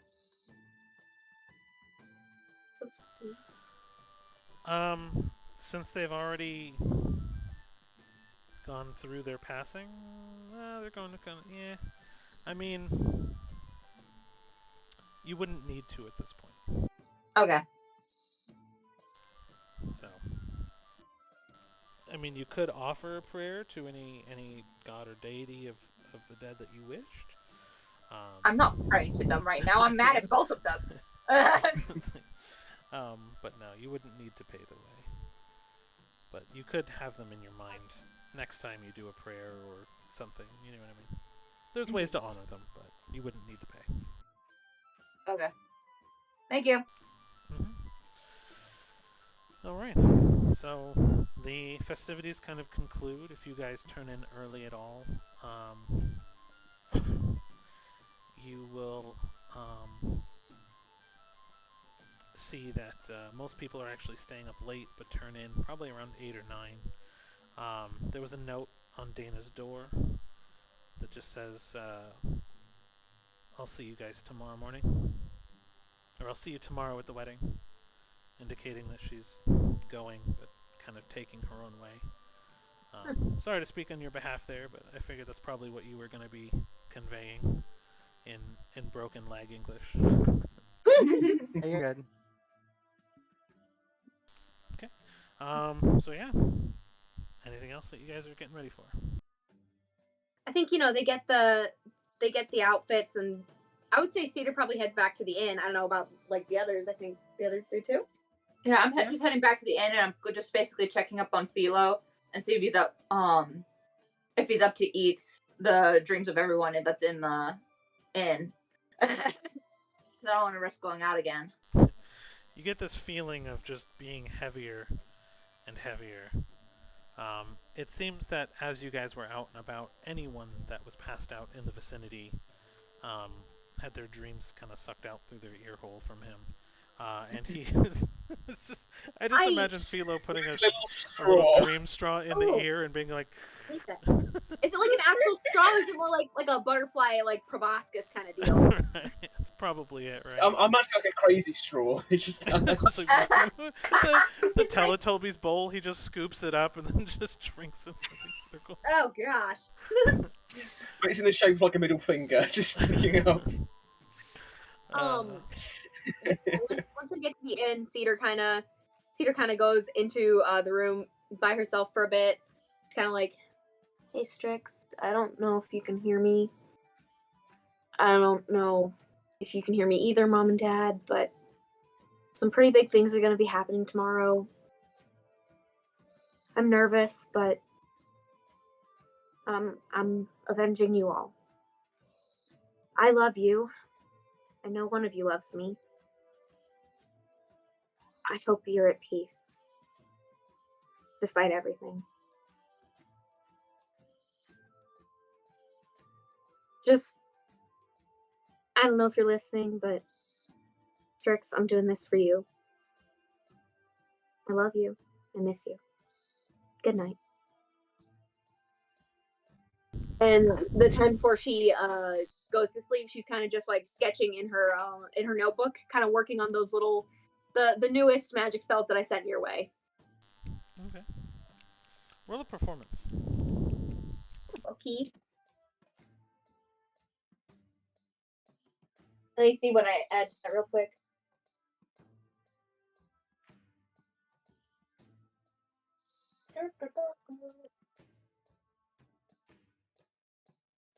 +2. That's an 11.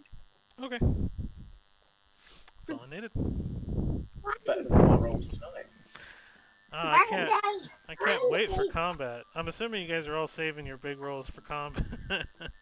I should hope. That must be the so. case. It's not as if I'm just rolling badly because I've annoyed some dice god. Your lack of armor that you guys are going to be going into a party with. Oh no, see her armor under her dress. Gale can't. It's just leather armor, so she just like Would puts it on fit? under. She makes it fit. A tight form-fitting dress with armor She on makes it fit. She makes it fit. I don't know. We'll have to see when we get there. Had a lot of determination. Let's see if we get there. She's worn corsets before. She's like, if I just tie it tight enough, it's the same difference.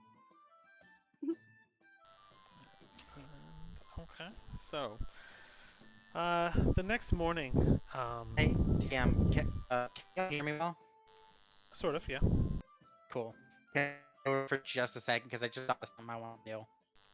I'm sorry, what was that? Can I take over for just a second? Just thought of something I want to do. Sure, yeah, go ahead. Cool. So, assuming, it's like, let's just say, like, if Dana were right outside of Cedar's room, would she be able to hear Cedar talking to Strix?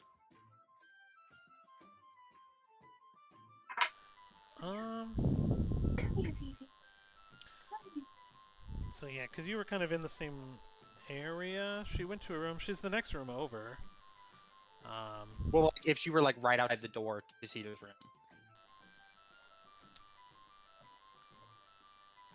Go ahead and just roll a perception then. We'll see what you get. Okay. 23. Sure.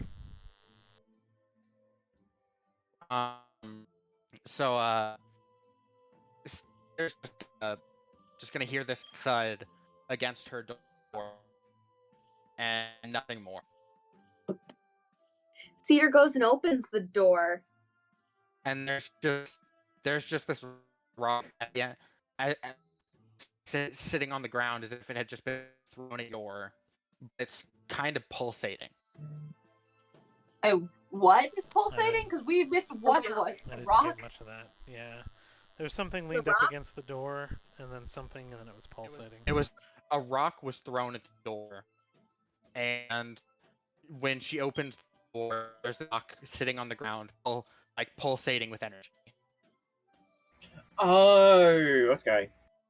Cedar kind of pokes it with her foot before she like leans down to like pick it up. And the moment you poke it, it just kind of starts up and beams to life, and you just hear this.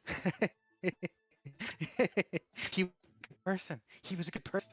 He was a good person. He was a good person. In this like fucked up version of Dana's voice. Oh my gosh. Oh gosh. Gail? Kiddes? Yeah?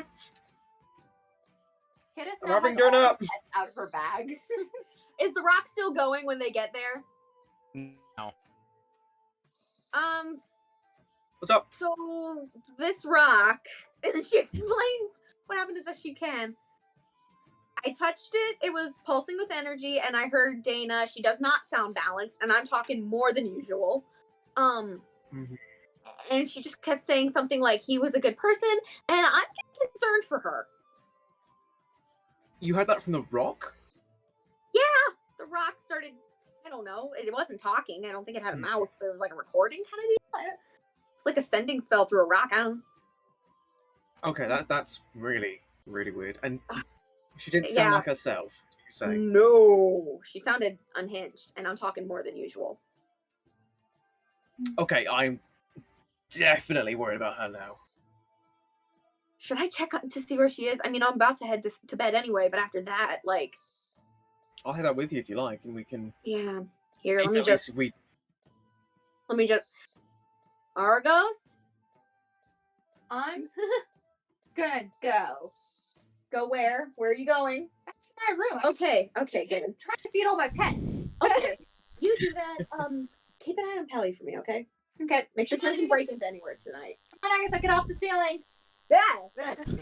You just see like Pelly in the room when you go in, and she's like wearing her dress for tomorrow, and like trying to see. She's trying to fit like a full short sword down her like center, and she's like, "No, I'm not big enough for that." And then she like pulls it back out. He was like, Maestra forbid you sneeze tomorrow. So you use Argos? Yes. You're abusing Argos. Like, you're abusing him. Yes, I know, but the thing is, though, that's gonna come back and bite us. He's abusing me. Go ahead That's and gonna come back. Someday he's gonna turn around and go, "Please, no more." What? Someday he's gonna turn around and be like, "Please, no more." So you're gonna be like, fine by me, buddy, fine by me. speak, Hey Argos, speak you want the some- name. Denala Beach Pride? Ooh, why are you doing that? Fuck her. She can rot. You just expressed an opinion. You have opinions. Okay, that's a new one. Oh, You gain 5 temporary hit points. I gain? He didn't take. Dang, okay. wait, then. is the eye becoming sentient? He's Wait, always it's been already sentient. sentient. Yeah, Is the eye getting emotions? Oh no. he's always had This is emotions. This is bad. Update. He didn't show me where she is. He cussed about her, and apparently now he's getting opinions. Which, like, good for him. Huh, that's fun. I am terrified. The creepy eye in your head can now swear and express opinions. No, he doesn't like I'm gonna sit Dana. down. Yeah, me too. Okay. I have no idea where Dana is. And Argos, creepy is eye there? is no help. Yeah, well, I feel like there's something more there. Is this Argos talking or Vicomte Talon talking? Because that is not something you just randomly say without cause. Are Are they you okay, buddy? one and the same? I mean, I don't know the answer to that. I mean, I'd still- ask you, but you rarely ever share anything about yourself. Still hunger. I tried to feed you. You swung. Speak a Daughter. different name. One without bad blood. Do you have beef with her? Cork. The cat. I don't know his last name. He doesn't have one, I don't think. Cork the cat thing. Cork the cat thing. It's got wings. It's not just you. I mean, It's got.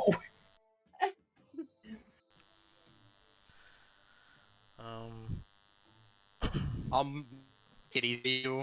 Orc is not on this plane of existence at the moment. Dang yeah, it. Okay. that's what I was gonna say. He would try to engage, but you feel the pain start to creep and then cancel. Okay. Synthesis the Mimic Sword.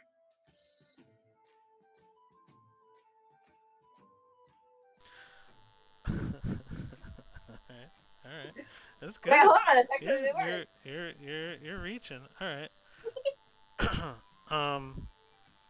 So you feel the pain, kind of reach in, and you're like, yes, finally, something that took, and the sword is alive. It's a mimic. You know its name, and so everything should work just exactly like you want, and it does. The pain reaches in, travels into the neck and shoulders. You're almost becoming accustomed to it. Half your life is taken. Your temporary hit points can stay, though, because he's only going to pull from your actual life pool. It's nice. And you see a dark room, and he's in it. And you can kind of reach out a little bit farther, but he's inside of his sheath, so the area around you is extremely dark. And you try to zoom out a little bit, and there he is on a sheath on her hip as she's running through a space, but you can't really see her. You really only get this zoomed in, like, hip bone region where the sword is actually attached. So you kind of just see her moving. You can tell she's moving. You can hear the sounds of the hilt kind of slapping against the hip. But otherwise, it's just extremely dark because his vision is inside the sheath. So you don't really get too much. That didn't really do all that much. Couldn't you just have She's him alive. Couldn't you have him do what he did earlier and have the Oh, see how I see? yeah. Can you show me how you got there?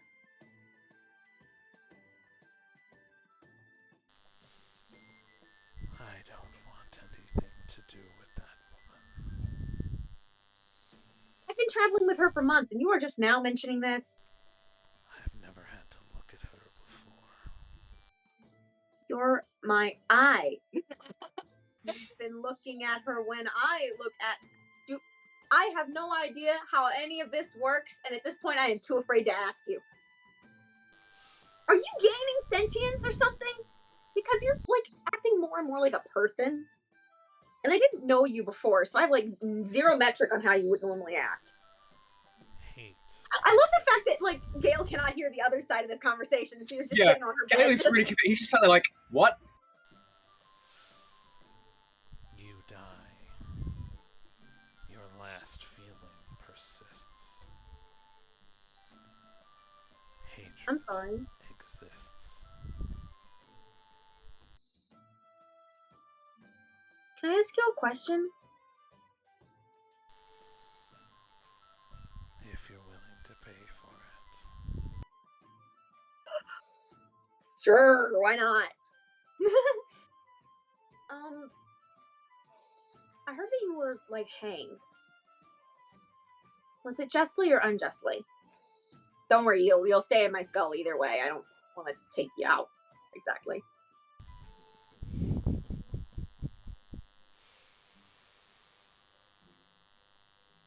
The noose was hand tightened.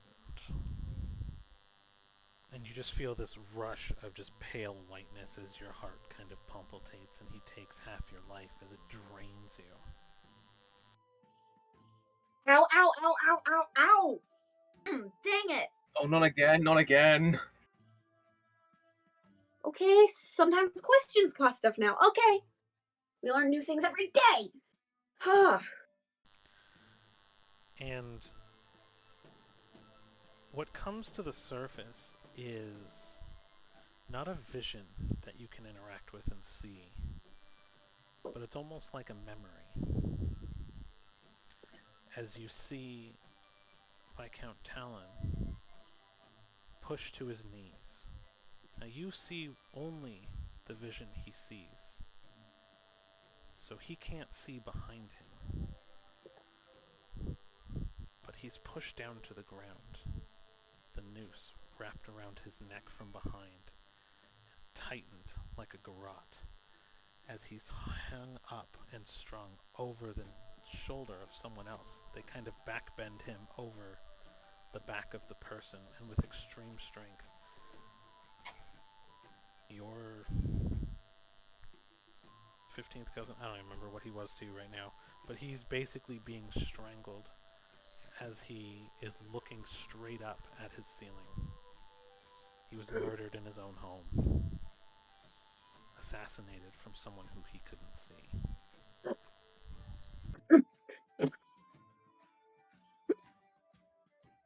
You were murdered. I'm sorry.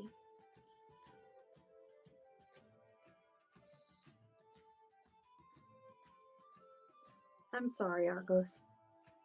Talon, what do you prefer? No answer. Hey, you don't have opinions about this. Okay. Opinions that are veiled. Except for the things when I'm asking your opinion. Oh, he was strangled to death. That's an interesting sensation. I don't like that. That's a fun way to die. No. He was technically still hung. I mean, yeah. Technically.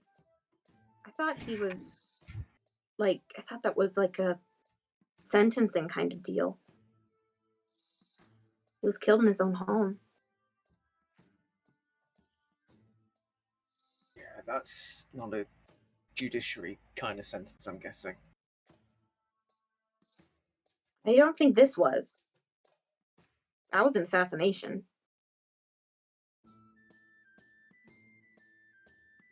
I'm gonna go to bed.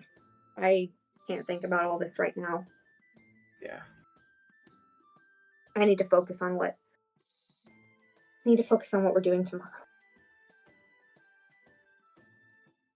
I need to clear my mind a bit. And she kind of rubs her hands for a second, and then she casts prestidigitation on the wall, and like kind of a sketched out image of Silvico kind of like standing up against the wall.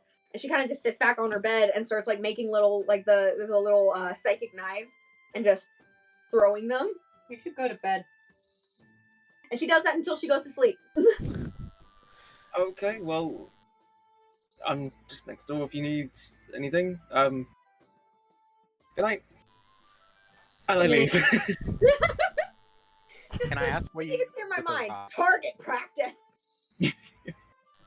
Where's the rock? For murders. What? Where's the psychic rock or the psychotic rock? I guess I brought it into my room and I just kind of like tossed it onto the night.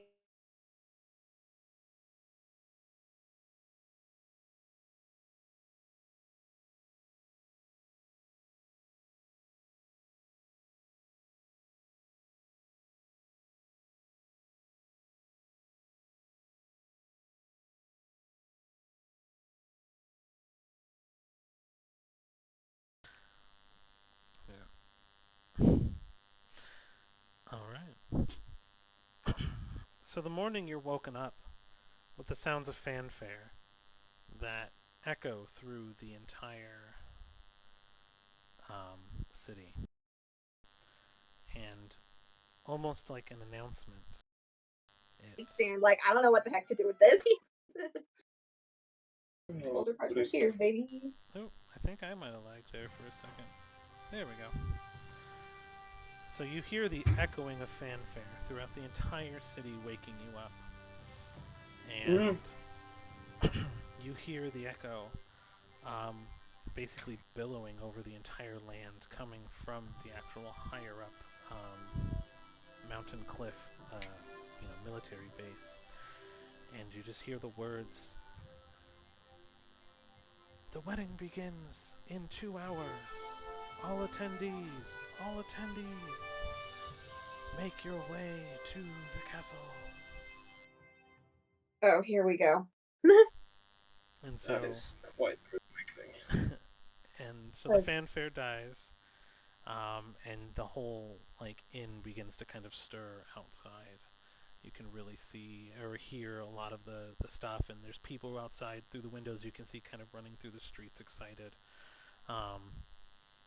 And then you hear a couple of the doors from the inn open and stuff like that as they begin to kind of.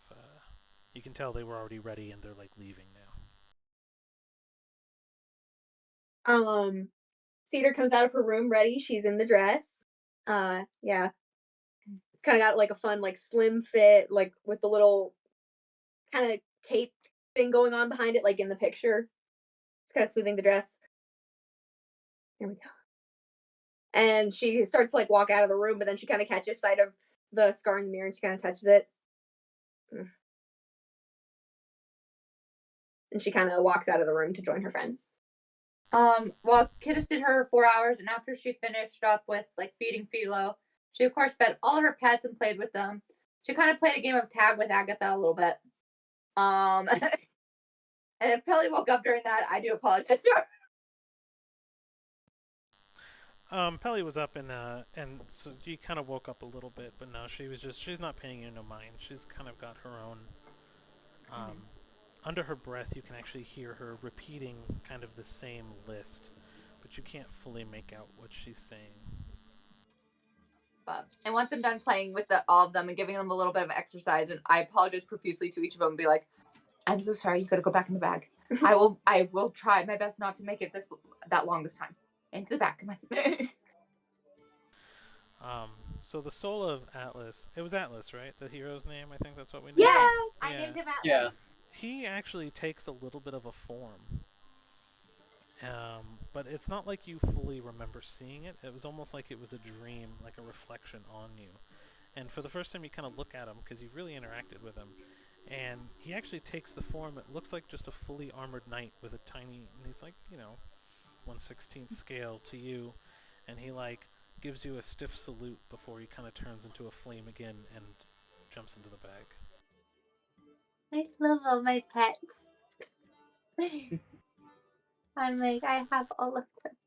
And I give, I love on all of them. And I'm just like, I'm so sorry. You gotta go back in the bag. Alright. So, yes, do you guys make your way up? Yeah. Yeah, definitely. Okay. After I'm done getting cursed out by the goblin.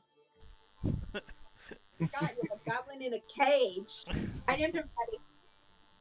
I forget how many pets I gave you. I have no idea why I put that many into this campaign.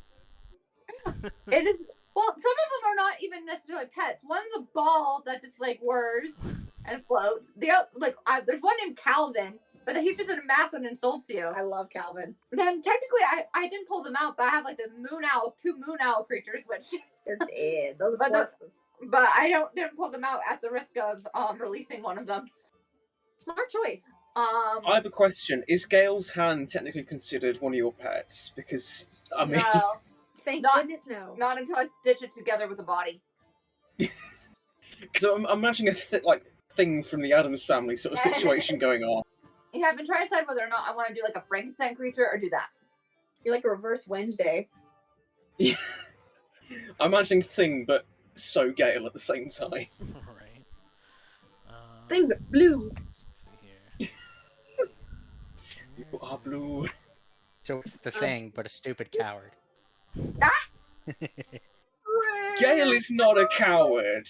Stupid, yes. But a coward? How dare you? Yeah,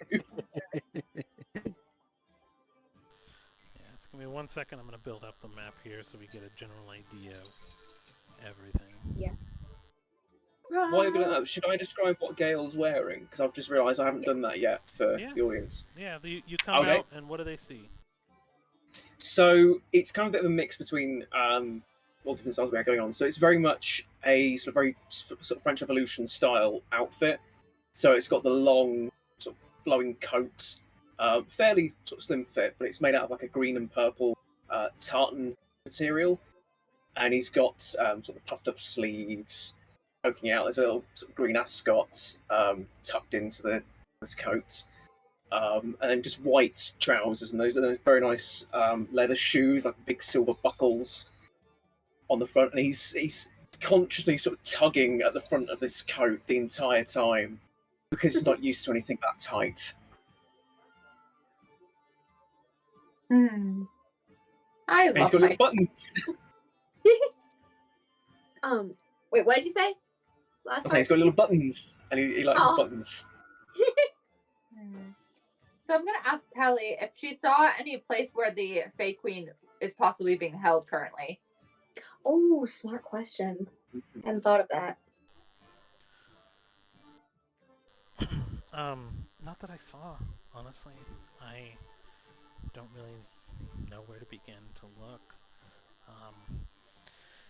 There are rumors that, the area of the mountain is built on the mountain because it's built like a fortress underneath, so I would assume if they were keeping someone, it would probably be close to home, so to speak, and in the mountain itself where the fortress is made up.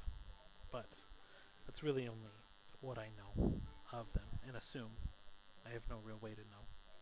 Is that right next to where the wedding is? This is Sharif asking.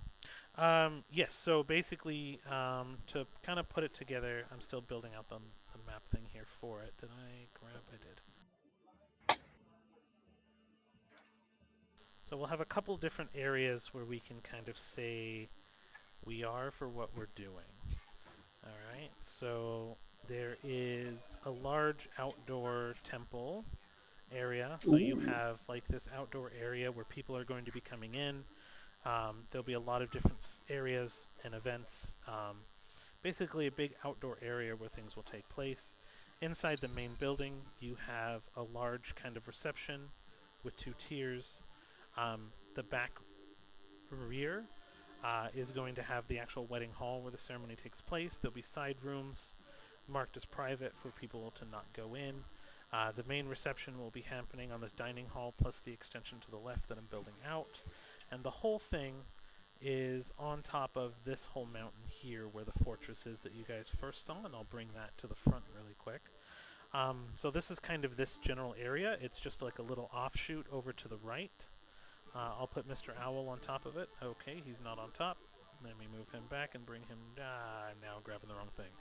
Alright, so basically I'll just put it in the center. This right side offshoot is kind of where the temple is and where this is all taking place. You would assume that the entire underground of this mountain that this whole thing is built on was what she was referencing. So yes, it's possible that there are multiple underground areas underneath the main fortress on the top, as well as any offshoot, to basically protect themselves from any sort of magical bombardment, any sort of naval attack from cannons. They have a place to safe to go underground. And that's kind of what she was referencing in speculation. And that's kind of where the layout would be of what we got so far. Questions? I'm gonna text you all my questions because I have a few of them. Oh boy, it's gonna be a paragraph, isn't it? I'm gonna message. It's gonna be faster for me to type than text. Oh yeah. Use references. Cite your sources. Yeah. Full bibliography. That's what it wants. I was looking at the teddy bears. Just don't question it. I don't question anything anymore. Not when it comes to Titus and you. But anyway, other than that, my method is question everything. But then with you, I've learned it's better not. I'm kidding. That's what you call friendship right there. Amen. But yeah, when Cedar sees her party members and Pelly, it's like, oh my gosh, you all look amazing. It really suits you, Gail. Oh, thanks. I was expecting. You look really nice as well. I mean, you always look nice, but you look fantastic. Yeah. Anyway. Thank you. Shall we head to the wedding? Yeah. Let's And she's kind of like leading the rest of them. She keeps just like kind of not really thinking about it, just keeps like touching the scar as they're walking, kind of looking a little annoyed. You okay? Oh, I mean, I like the scar on my wing. I didn't like it, but makes sense. Especially since I guess the wings aren't technically my wings anymore. But I don't really like the scar. I know that probably sounds vain of me, but No, that's. I don't know. Wait, Especially compared to Cerny, I wasn't exactly much to look at before, and this is just fun little cherry on top. Yeah. See, I don't know what you're talking about there. Oh. Anyway, well, you know what I think you should do? Mhm. Own it. The way I see it, he knows we're coming. So, act like it doesn't bother you. Yeah. That'll show him. Okay. That'll show him just how strong you are. Thank you, Gail. Now let's go raise some hell. Yeah. Let's not get drunk while we're here, though. Yeah, nope, no alcohol. Yeah. No alcohol for us. That sounds like a better plan. So you guys, Okay. any last minute things, questions, concerns? Oh, you're messaging me, aren't you? Yeah, I messaged you 3 questions, and there may be more depending on how you answer them. Questions. In conclusion, Yeah, when we head to the one wedding. examines the. We head to the wedding. Let's destroy everything. Now I'm slightly concerned though of what Dana has. I'm terrified, but so excited to figure out. Oh yeah. Because Rain's been awfully quiet today, so I just know. Something's about to happen. I'm excited and I don't trust you, Rain. Rain, you still alive over there? Yeah, I'm here. There you are, okay.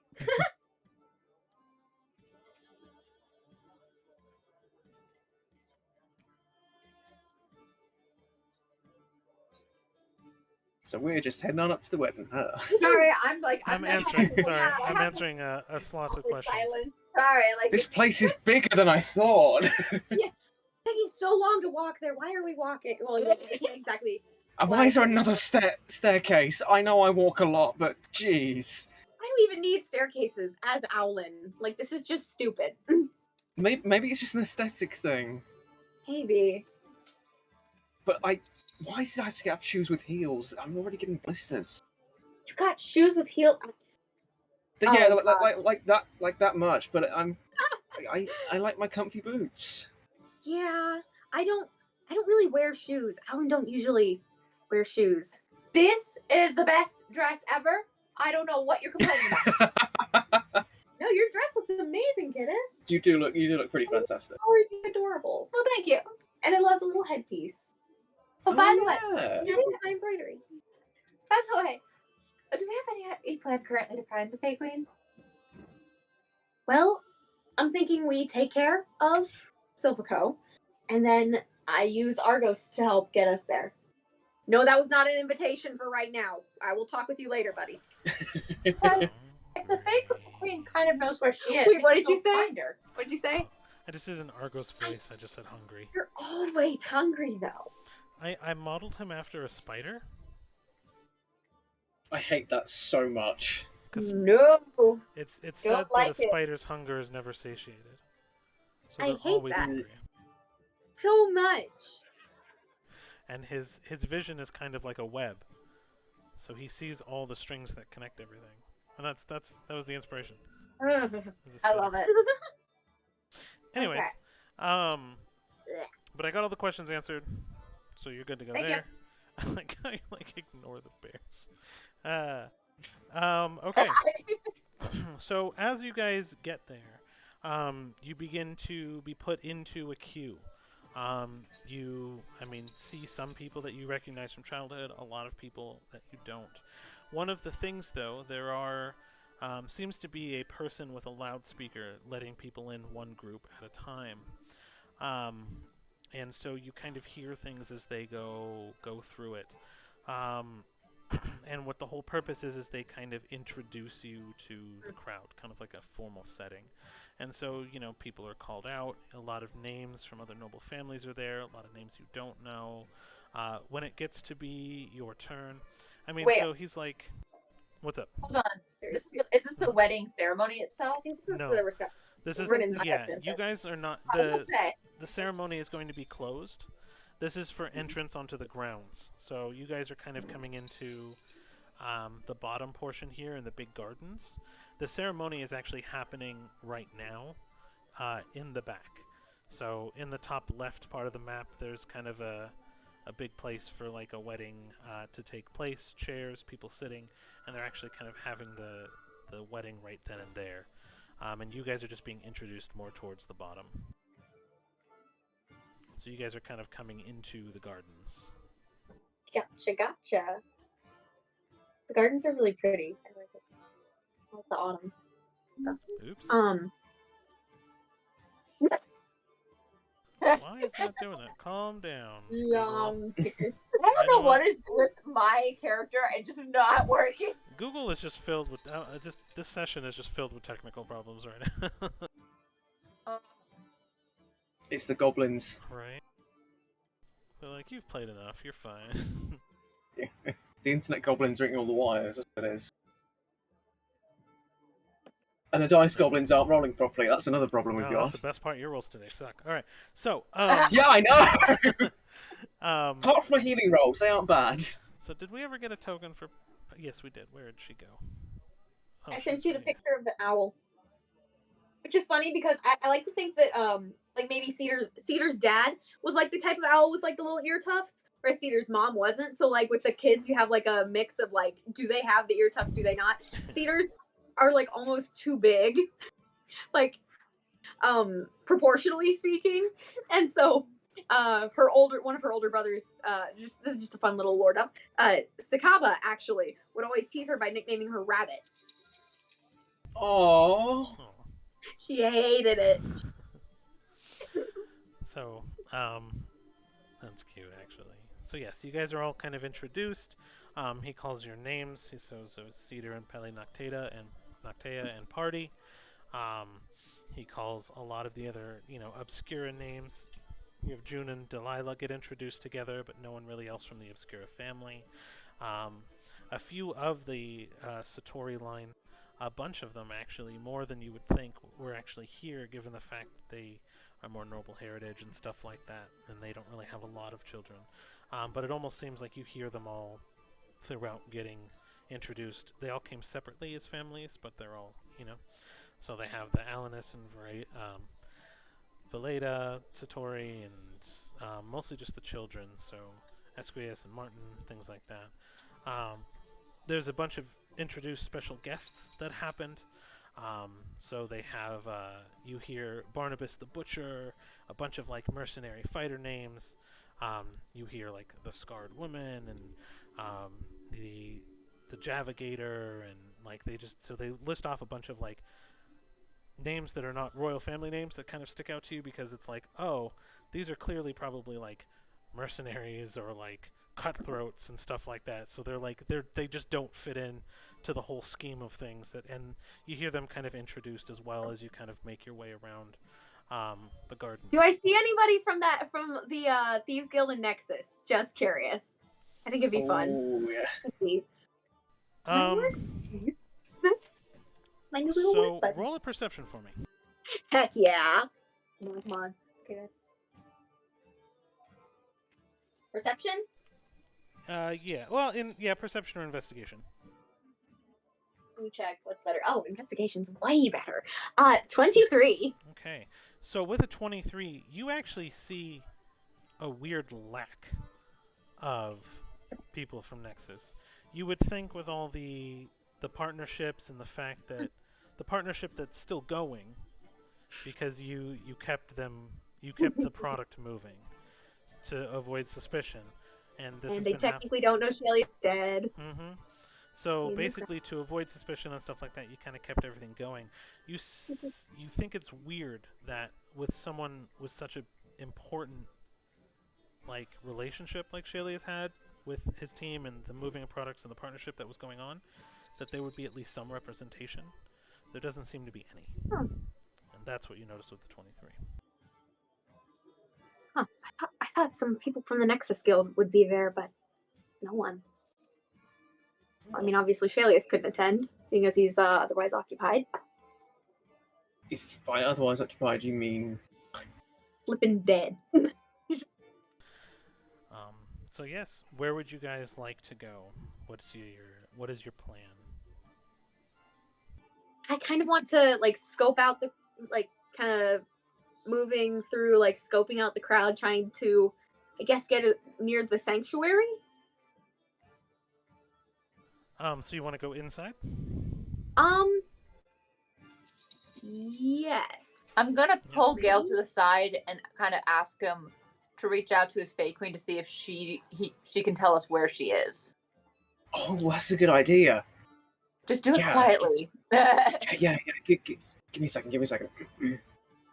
Close my eyes. Keep watch to make sure no one, really like pays his mind. Yeah, Aquafina. It's me. Gale. Blue boy. Not now, see. I'm just wondering whereabouts you are. We're kind of at Silverco's place ceremony, and don't tell anybody. If we get the chance, we're gonna try and rescue you. Again, keep that to yourself. Roll a performance for me for your prayer. Oh gosh, my performance, which is it's just a straight roll. Fuck me, Gil. Your roll sucked, didn't it? Natural one. Oh, that's great. And because it's my performance, there's no modifiers on top of that.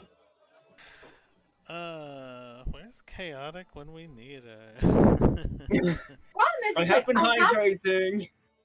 I personally have advantage. It's just the problem is, it's like, would it work if I did it? You should try. You guys can attempt to reach out. I mean, anywhere we've you all want, talked but... about it. So you don't hear anything, actually. With a natural 1, you...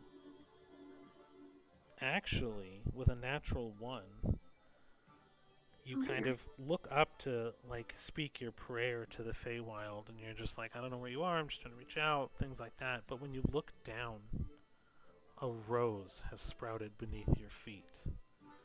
And just as soon as you glance at it, the petals begin to fall off and decay. Can't have one conversation. God's sakes! You get the impression that Shanti just blocked your prayer. Why do you choose now to be so petty? Did the others see this happen? They would have seen the prayer fail. They would not have seen the rose. Okay, so turns out Shanti's being really petty. It's the only attention she ever seems to give me, but that's okay. Oh gosh. Yeah, Sorry, blocking yeah. any communication. Hmm. I just love being her champion. I'm sorry. Guess we'll Maybe have to find try any yelling at her. I mean, that normally seems to work for you, but I don't think know how. subtlety may be best here. Yeah, no, definitely not here. Okay, right. I'm going to put on my heart-shaped glasses and like just look at all the magic items. This place is glowing. Like, almost everybody seems to have some sort of, like, artifact, necklace, rare piece of something, whether it be from small minor things to create, like, light effects to, like, daggers that are wrapped up in, like, presented as, like, gifts. They look like gifts that they're holding on to for the actual wedding party. There's, like, everyone seems to kind of have, like, a spell wand for one reason or another, just something that they could, like, conceal but still defend themselves against. You notice one woman who has a corset with boning that every single bone seems to be some form of wand. Pelly isn't the only one who seems to be pretty well armed here.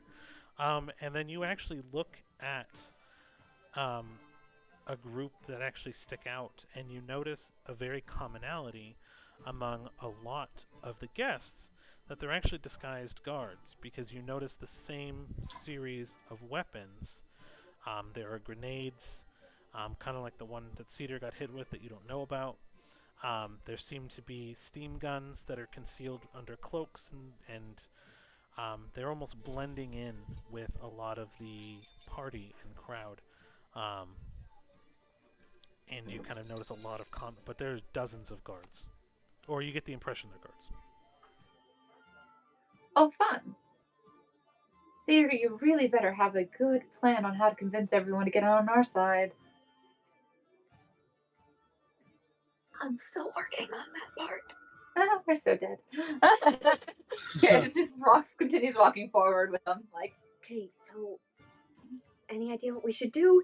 Anybody? Because honestly, the only thing I know to do is confront Silvico and see if I can save my cousin. That's all I know. Let's try blending in for now, see if we can get any information. I think that's probably our best chance at the moment. So, Blended. We're so good at that. Yeah. Quick question. What do people do at these sort of things? Well, there's eating, there's dancing, and then there's a lot of snide passive-aggressive combat. We don't have to deal with it. And if we do, we'll deal with it then. I say we give some of those a go. Yeah. Pelly, you good? Hey. Oh, yeah, what? Pelly and Kittis, specifically. Be very careful, okay? I'm always careful. Yeah. No, I mean be very careful. And when we were talking to Silvico, just stay behind me, okay? Okay, for me.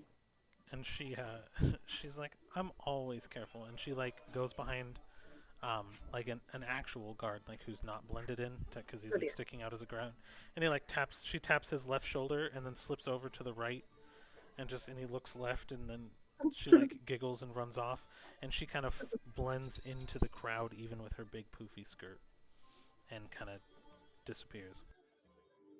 Well, I'm gonna go socialize. Have fun. Have fun. Yeah. I'm basically going to just kind of start digging. What's the hole? No, not digging a hole. I'm going to be digging for information. I'm going to socialize and dance with people. I just had this image just getting a trowel out and just to dig a hole in the garden. In the I ground. did not realize Kiddis was a dwarf. I know, right? Big deal.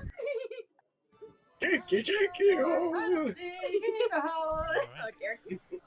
So Kiddis, you kind of work your way in, and you're like, where are all the people dancing and having fun? And they kind of usher you over to the room on the side. There are two giant spiral staircases.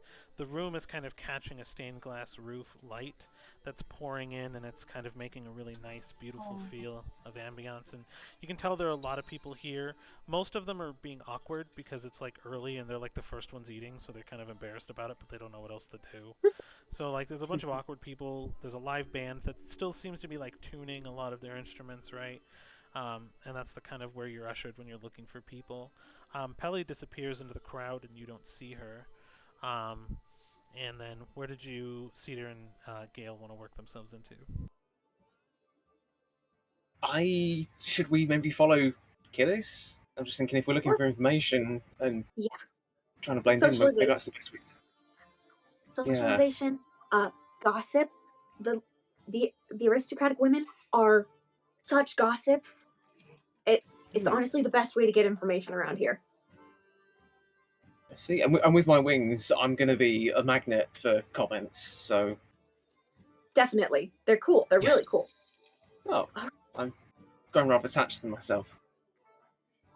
I would think they're attached to you, especially to your back. But Yeah, that was the. I know. That's what I was going. Oh. Building on the Yeah. And then when they make it to the room, I guess when the band starts up, Cedar's just kind of listening to the music, and she's like, "Before all hell breaks loose, why not a dance?" Yeah, it's been a while. Yeah. Yeah, the minute that the band starts up, Kid starts kind of basically flirting, and like in an actual way. He does know how to actually flirt, ish. What would your fiance think? But Hadurst, poor Reslin. He's in the mines, and you're out here flirting with other men. But the goal was basically, she wasn't sure if it's like common practice for women to ask. That's why she was doing it. Yeah. But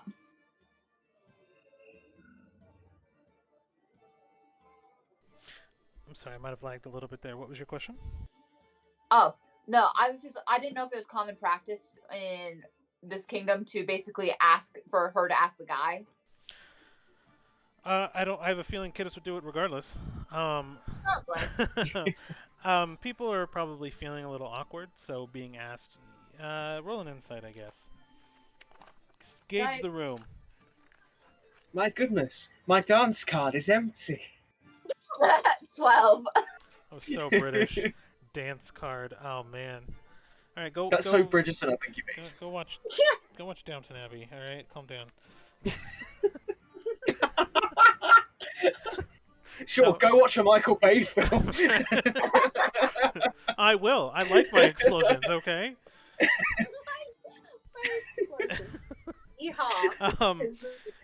With a 12, you get the feeling that it's probably not all too common, given that the two groups are kind of separated and looking at each other. They're intermingled with a lot of guys, girls, and everything else just kind of mixed in, but there's two large kind of groups that seem to be not avoiding each other, but feel awkward. You get the feeling that it's like different families, maybe, and that it would be out of place to ask, but it would probably be welcomed because everyone is just, the tension is really high. Like you could cut it with a knife. And so, Either okay. Go ahead. I'm trying to decide if there's a guard. If there's one that I can notice that's a guard that would be willing to, or either that or someone I just think would be fun. You get yeah.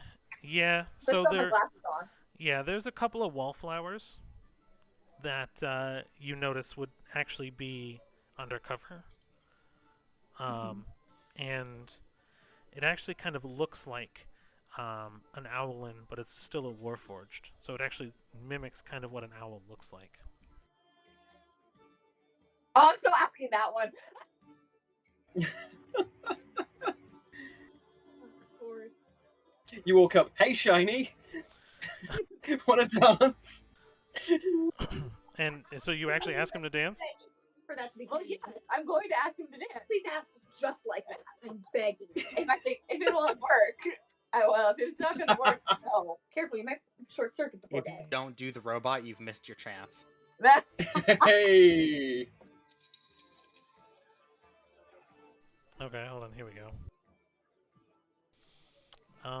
Yeah. So it actually looks a little taken aback for a moment. You actually get a clear look under the hood and everything, and it's actually kind of appealing. And it has an emotional look, but the expression is really only in the eyes. But they kind of glow a soft green, as it takes your hand, and it asks, "Okay, but who shall lead?" And you kind of get the impression that it was female. Well, I don't really know how to dance all that well, so you take the lead. There you go. Aww, I love her. Owlin Oh, Warforged nice. Guard. I just want to get I in a love the hug. mask. I want that mask so badly now. Mhm. That is That's like so. Court of Owls Oh. style. I love her. Yeah, that's cool. So you begin dancing, and she kind of leads you. But as she moves, she's trying to actually keep her movements a lot more careful, because every time she kind of spins you, your dress kind of hits her dapper wear, her clothing, her suit, and things like that. And it's kind of like exposing how armed she is and what armament she has on. She seems to have 2 steam-style pistols that you're kind of familiar with.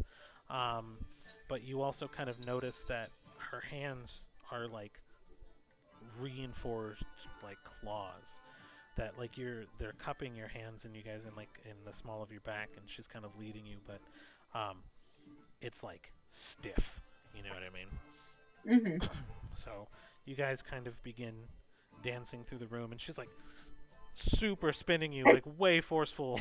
Look at us having a ball. I love, like, she's so Having a fun. ball? Having a ball. Having a ball at the ball. Hey.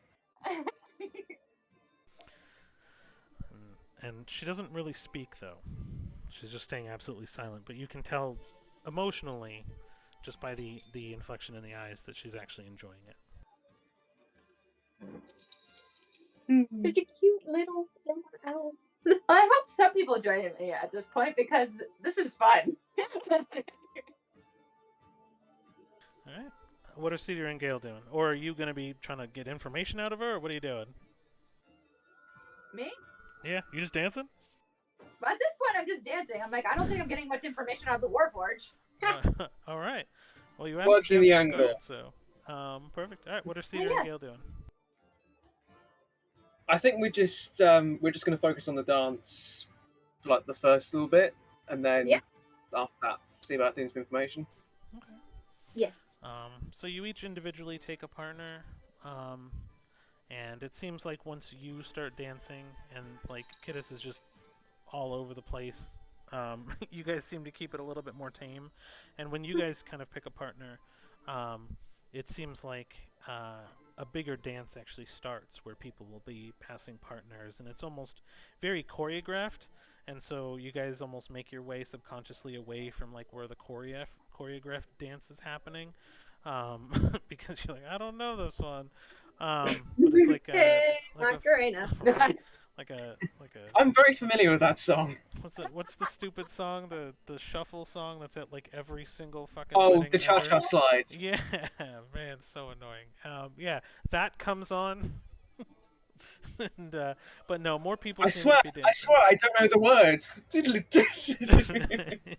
um, and so you guys are kind of off with your prospective partners in kind of a smaller segment. The band becomes a lot more lively now that people are actually dancing. Um, is there anything you're gonna try to ask your partners? Or are you just dancing? I'm fishing. Yeah, fishing for information, and Cedar kind of asks the Owlin that she's dancing with, like, a bit more about kind of the rule. Like, I've been away for a while, like, blah blah blah. Like, so what's your opinion on the match? Oh, I'm just grateful that he's finally getting married and settling in. There's just been so much, I guess, drama wrapped around the family and the name being tarnished and dragged through the mud that it's nice that for once, reputation and falsehood set aside, we can actually see two people happy. And I'm great. Like what you said something about the name getting tarnished? Whatever happened? I mean, you know the deal with the family. They're the military family, so of course they bring guards, they bring armament, they're aggressive. No one ever likes a Caleris, you know? They're always military this and war that, and it's, you know what I mean? So of course, you make a lot of enemies and, you know, having to do all the hard work, the heavy lifting, the work no one else wants to do, but we've been really prosperous these last, 10 years or so, and it's all really thanks to them, so no one's really upset. I mean, yes, of course, there's a lot more military presence and guards presence, but that comes with the territory of their doctrine. Do we know how we've gotten so prosperous though? I've heard some things, but well. Well, it's I don't know too much. I don't really keep track. I'm really just have a small mercantile myself, and I do quite well for myself. So he's kind of like, you get the feeling that he's actually flirting a little bit by like boasting about himself, and he does that for like 3 or 4 minutes. And like the next dance comes on, and he's still talking about it. So it got a little weird for a second. Yeah. But Cedar's social anxiety is starting to kick back in the back of my, she's just like, it's like, What about me? What about you? I know, right? But we've opened our borders for the first time in a long time, and there's been a lot of trade, both coming in from air and sea, and all of our ships have always remained safe because they have merchant and guard escorts, and then the reinvestment in the military has opened up more jobs, and it's been good for the most part. for the most part. Of course, but enough about all that. What about you? I'd love to know more about you. This is in the back of her mind. Crap, I gotta start. She's like, abort. Oh! Cedar's like, like on the inside. He kind of senses your anguish, and he like actually like pulls you close to like a close lead. You know what I mean? Almost accidentally, she starts up the mind link with her friends. I don't like this. Just accidentally, and she's like, I'm done with this dance, but I don't know how to end the dance. It'll help somebody. Try partners. Wait, does Gail say that to the guy, or like I'm confused? Through mental link, say try partners. Sure, can I just dance with you or something? Of course. Yeah, okay. Now there's this I can't be any good. really awkward switch now of like partners in the middle of the floor. Like Cedar almost kind of like bails. The mental link though, it's enabled, but you, for the first time, you're actually hearing a little bit of like background noise. So there's almost like interference to your mental link. I wonder if that means other people are doing mental links and it's like walkie-talkie interference. Yeah. Dang it, gotta switch the channel. So, Okay. is there anything else you guys want to do? Well, I'm basically just asking the Warforged about her life and stuff like that at this point. She opens up in detail. She explains that she's 26 days old, that she was created for the sole purpose to protect this wedding. She was actually happy to be modeled after, you know, the Owlin race. And she just kind of goes on, but she's like a little naive because she's 26 days old. It's like a Wikipedia page that she starts saying, basically. Like one of those fandom wikis. Yeah. Can we adopt her? You know what? Can we adopt her? Can I just have a quick 30 seconds, guys? I'll be right back. Just need to step Yeah. away. Yeah, of course. You can manage that, then I won't fight it. I love I her. was born 26 days ago, and I was modelled after the Owlin race. It's such a pleasure to be here. She's so sweet. I want to adopt her. I want to adopt her. Since we have this I quick second, how do I sound? You sound alright to us. Sound fine? Talk a little bit more. Let's. Alright, how do I... So I think I might have fixed it, I'm honestly not sure. It sounds fixed. You're sounding pretty good. Perfect. I mean, for an fuddled with American, you know. settings. Wow. Okay. I'll be right back. I need to do some nondescript things to some tea. Don't you dare. You can swear at me, you can insult me, but you do not drag tea down. Not again. Oh boy. Just Rain sends a picture later, just dumping tea into a creek or something. 1775. Nah, I go a step all farther. over It's going again. down the toilet. That's a little much. All right. I quit. No. I quit. There was a line. It was crossed. Welcome back, Doku. Hey, sorry about that. Welcome back, Dana. It's a good thing I like hanging out with you, Rain. So the Warforged kind of is really happy to talk about her 26 days of life and that she was created for this event. And she's basically, she doesn't know anything that would necessarily be compromised, just so she's giving you everything because she hasn't really learned anything aside from like dropping dice on the floor, killing people, and how to protect a wedding event. But okay, And so it turns out if you twist the blade, there is more damage to the internal organs. well, it's more like okay. So she's now kind of like wondering, like, so she was made. Like, does she know how she was made, or did she just like wake up one day and they didn't tell her how she was made or anything? Becomes sentient. Yeah, so she basically she's like, oh wow, my first 6 hours. I don't remember a lot about them, but I do remember that there was this giant like electrical portal, and out from it my life came out, and it was placed in the body that you see, and then a bunch of red and blue things get plugged into me every couple of days, and it keeps my body moving and my soul alive. I love her so much. We gotta find a different way for her to live. We're gonna find, keeping this little thing alive. I really doubt we'll be able to, but like We're there's gonna gotta be a try. way. Hey, we're going to heckin' try. She's like, do you want to see something really cool? Yes.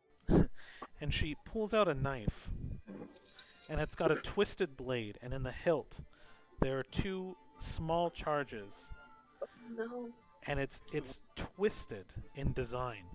And she was like, this is my favorite, because if I stab something, I inject it with steam, and then it explodes from the inside out with hot fire and pressure, and it causes shock to organs, and if I don't damage them, it shuts down.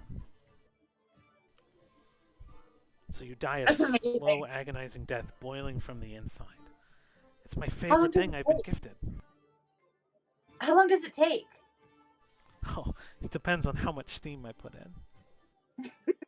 See, I can regulate it with the things in my hand.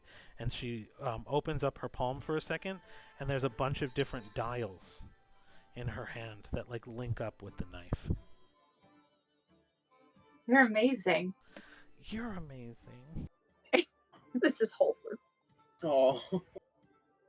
Reslin who? Oh. Yup. No, she has currently a whole plan on trying to figure out how to get back to wrestling. Don't worry. He has not been forgotten. But she is absolutely fascinated by the Warforge. So, the party continues, and you kind of hear the fanfare again. Where's my fanfare? Oh my gosh. Right? I'll do it for you. Why not? And so you kind of hear the same type of fanfare that you heard earlier in the day when you first were woken up. And you hear a voice kind of boom. And it's like, the ceremony has commenced and completed.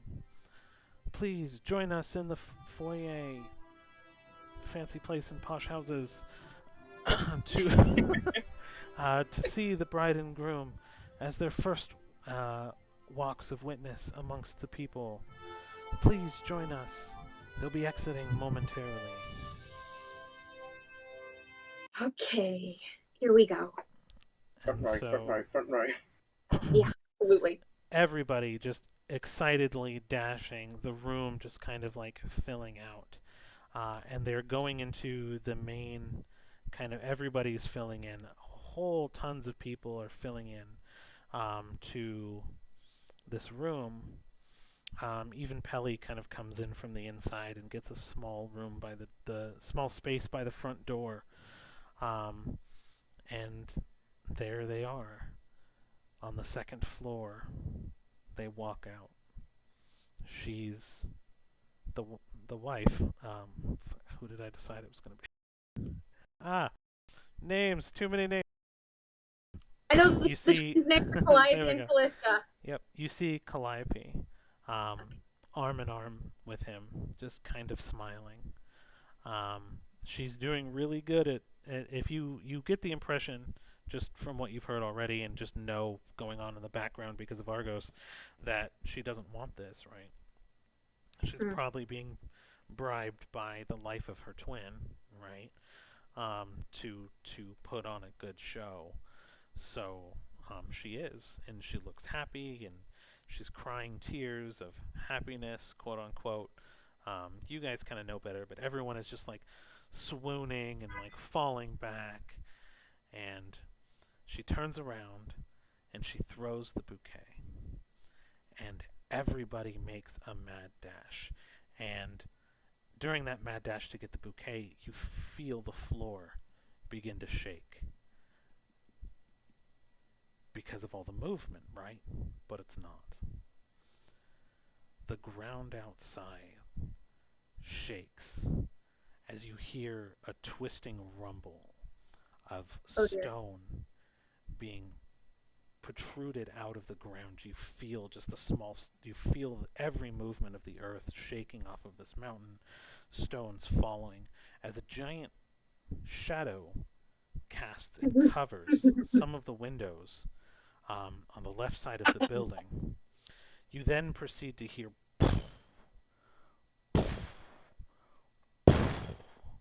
screaming ensues.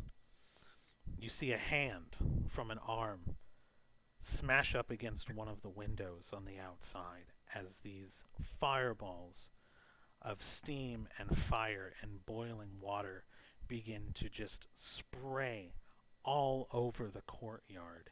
And you hear the noise from your mental connection begin to expand louder and louder and louder as it sounds like a flame roaring and burning material.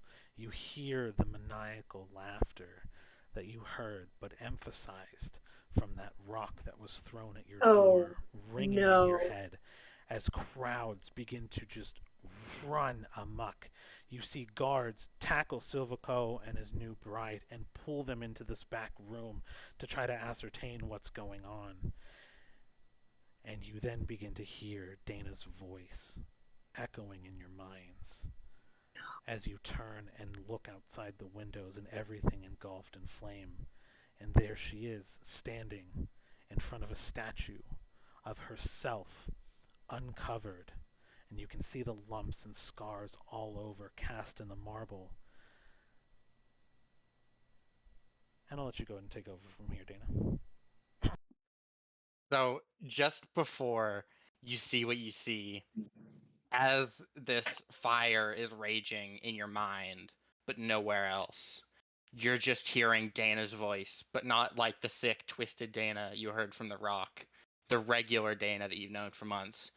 And she's just going, "Oh, God, gods, tell me you got the letter. Tell me you'll forgive me. I'm sorry. This wasn't the deal. It wasn't the deal. It wasn't what we agreed to. It wasn't Dana. what." And it just cuts out. Y'all heard that, right? That's Dana?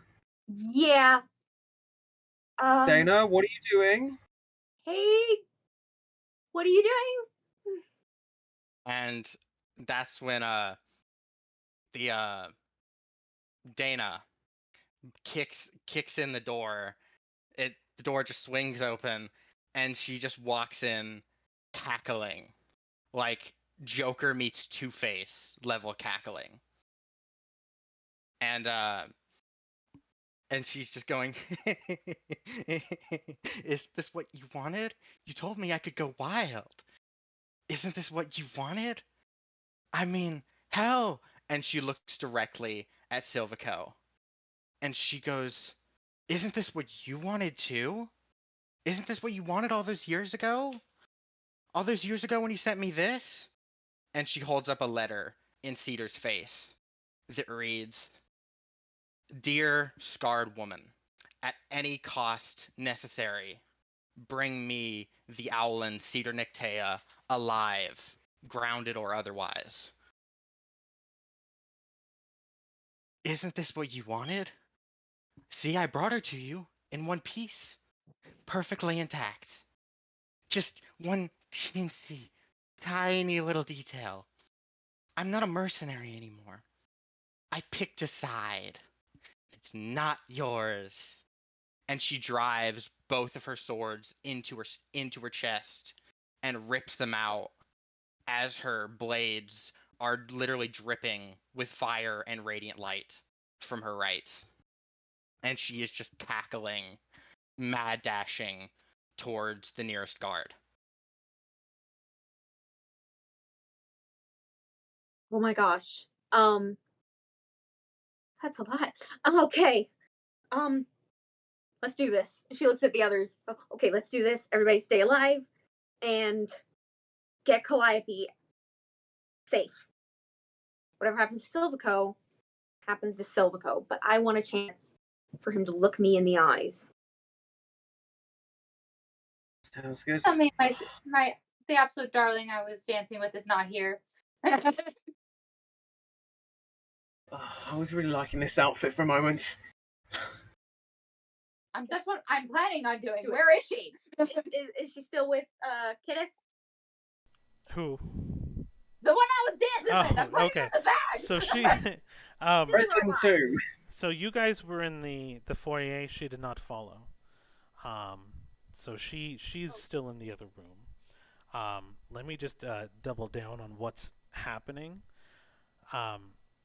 Dana just set off steam bombs, essentially, that are spreading oil and fire in a steam explosion. The entire courtyard is now engulfed in flames, and there is a statue of the scarred woman, of Dana, in the middle. She basically took the fountain and used the earth spell and reformed it out of the ground in an image of herself. The guards are now in between doing triage of the people she just murdered. You see children crying over the bodies of their parents. Like innocents were just killed and splayed out. Bodies are everywhere. Fires engulfing. You see a very large guard general now kind of converged on the area trying to put the fires out. So there is now a mad dash of guards heading for Dana while also triaging, and the entire scene is just chaos. So no one's paying attention to me. That's what I'm hearing. Oh no. No one's paying attention to you The per words se. I fear most in this campaign. No. Yeah. Okay, so we're gonna try to reach out to that Fae Queen, even though I'm not her chosen, and I'm gonna try to find her. By the way, the cat blends into your shirt, so it looks like you just have a tiny little spider leg coming out of your shoulder. Got a tentacle. It's my Meow. It's my Memet. She's my familiar. Yeah, I can see it now, but it was like blending into your shirt, so all we're seeing is just this little like.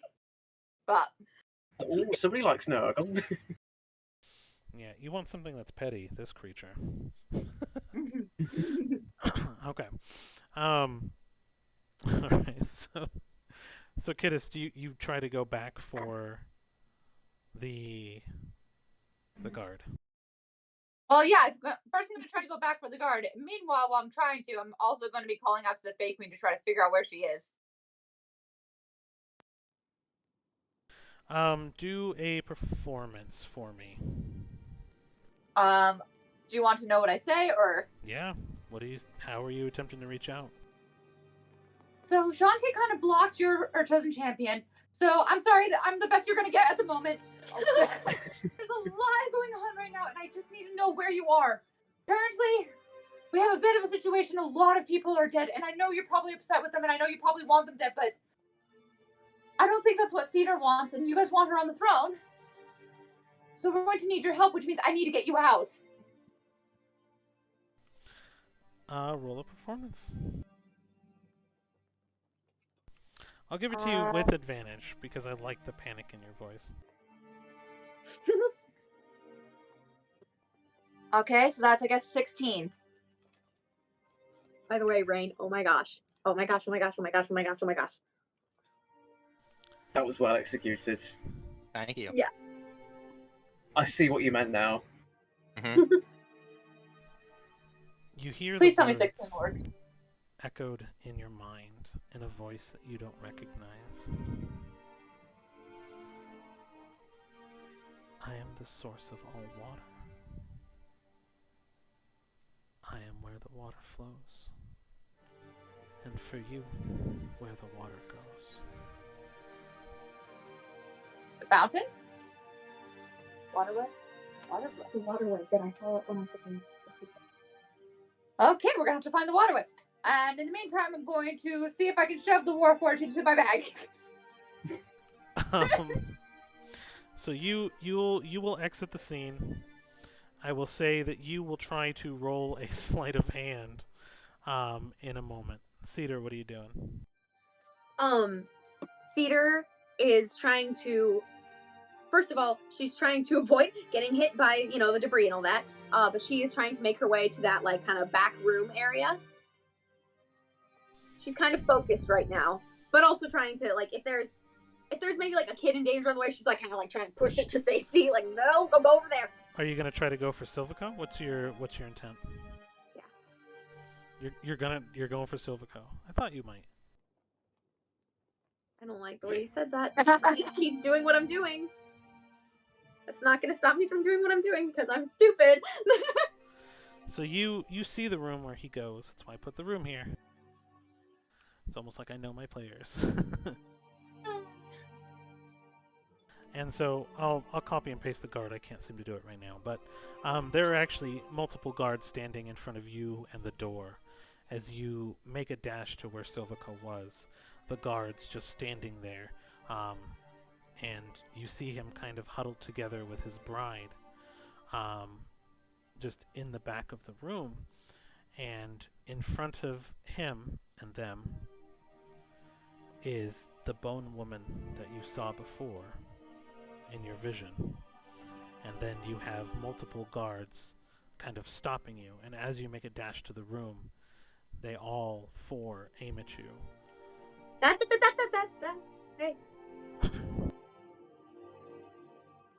No weapons. I just want to talk. I need to check on the bride.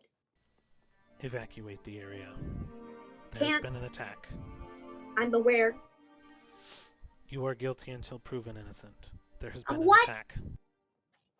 No, that wasn't me. Trust me, I can't do stuff like that.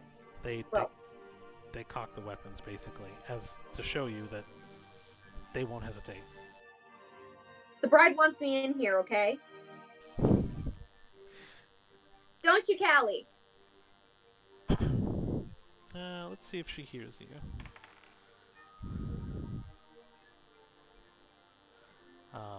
She did, but doesn't respond. I mean, I know the groom specifically requested my presence. The She kind of guards, reaches up and goes like that. the guards look back at Silvico and the bone woman. Oh. And that is my cue. And she just 4 shots ring out. Can I do something just before they fire? You are in the doorway. I was actually about to ask what you wanted to do. Perfect. I'm gonna just kind of just like bob my head back and forth and like that really creepy like slow way. I'm just stare at them both.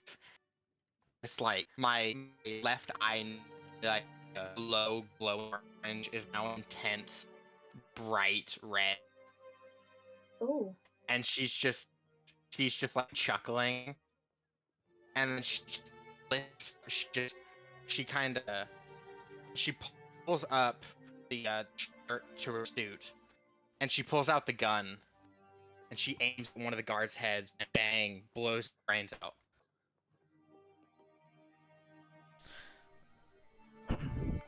You mean the one, just to get your intent, the one near Cedar? Yeah. Well, not the bone one, one of the 4 guards. Yeah, so just one of the, so basically an Alan. Yeah.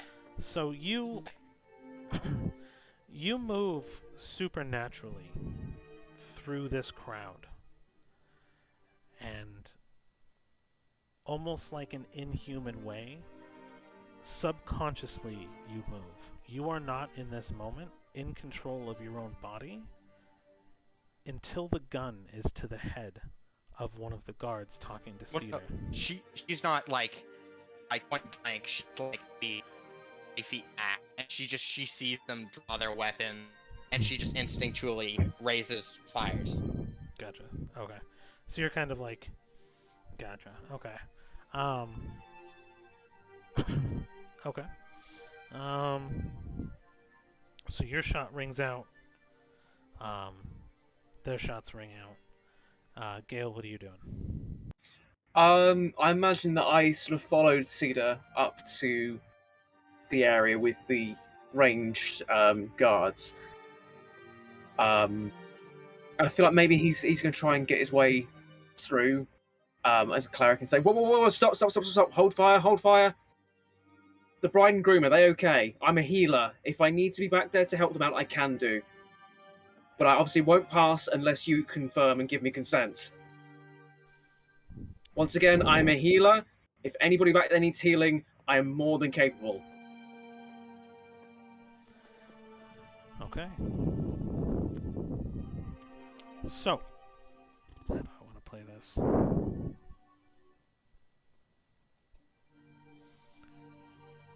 In a moment of almost serenity and action and movement, time seems to kind of slow as you see Gale getting in the way of the 4 shots. Just, I'm a healer, stop! Oh, shit. His armor materializes over his body, and you hear the hag's voice. You forgot something. 2 bullets reflect off the armor. The other 2 pierce right through it. Would it be 2 or 1? Because I did take a shot at one of the 4. Oh, I know. Don't worry. We're playing it out. Okay. Alright. That is 15 damage as you feel just hot steam ball just puncture your armor into 2 spots as 2 deflect.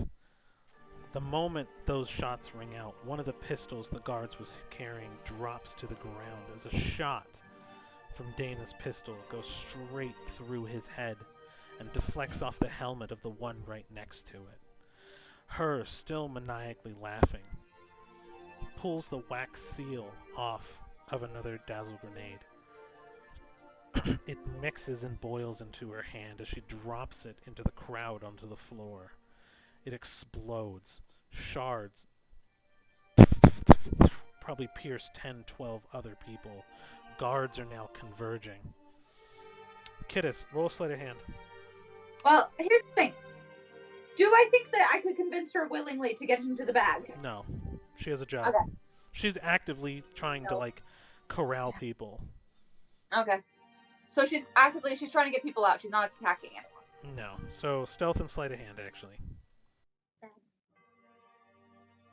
might change my mind, because if she's not hurting anyone and she's not attacking Dana. But if in bag, then safe. If in bag and then safe, but the thing is I didn't want her to be the bad guy. I didn't want to hurt her. Bag. You're trying to actively encourage me to do a stealth roll with someone that eagerly loves stabbing. Alright, is this you trying to get me payback? No. I'm trying to. Okay. If in bag, I have a better idea, actually. So do I actually know where the waterway is? I mean, I think it'd be pretty obvious when we were walking around the city and stuff. Like, So it's like a pretty heckin' big waterway. she... Let me see here. So let me just roll an insight to what she said. I want to see if you were able to interpret it as a character. Okay. Well, we're going to use my advantage thing that I have with my spirit mirror. Heck For yeah. that one. Heck yeah. That is why I did that. Please work. Fuck. Oh, mind link. Mind link. I I got text me where it is. Yeah, because I got 6. So where it is. You don't necessarily understand the intent of what she said. I mean, it just kind of repeats that all water comes from her, but for you, the water will go to her. So the words repeat in your mind, but you don't understand the intent necessarily behind it. Okay. Does anyone? So we still have the mind link open, right? Yes. Yeah.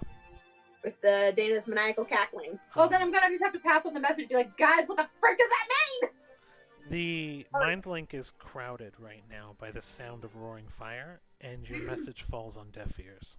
Dang it. The water, I guess. The screams of the people around you and the cries, the blood that is just splattered on the walls. Pelly comes out and takes another shot, but from over Cedar's shoulder. Zooms into the room and sticks directly into the forehead of the bone woman as she snaps it off. And a single glowing eye is now shining through the bone mask.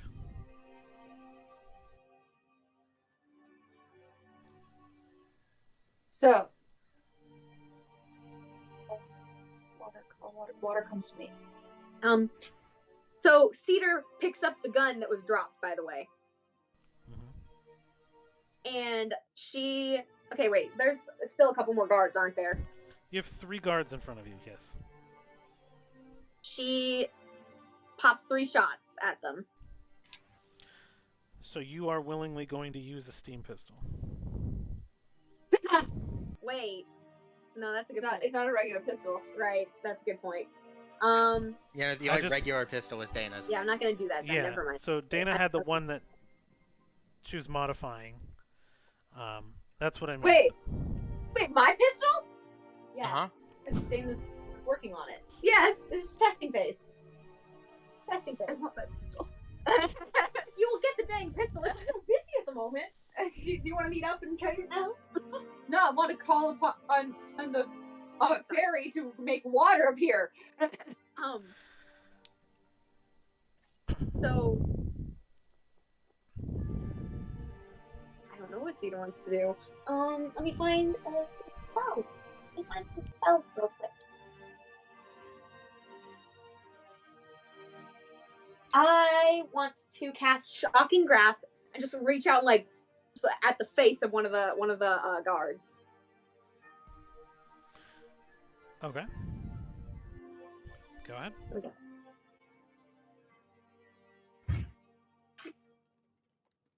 Okay, that would be a 22 to hit.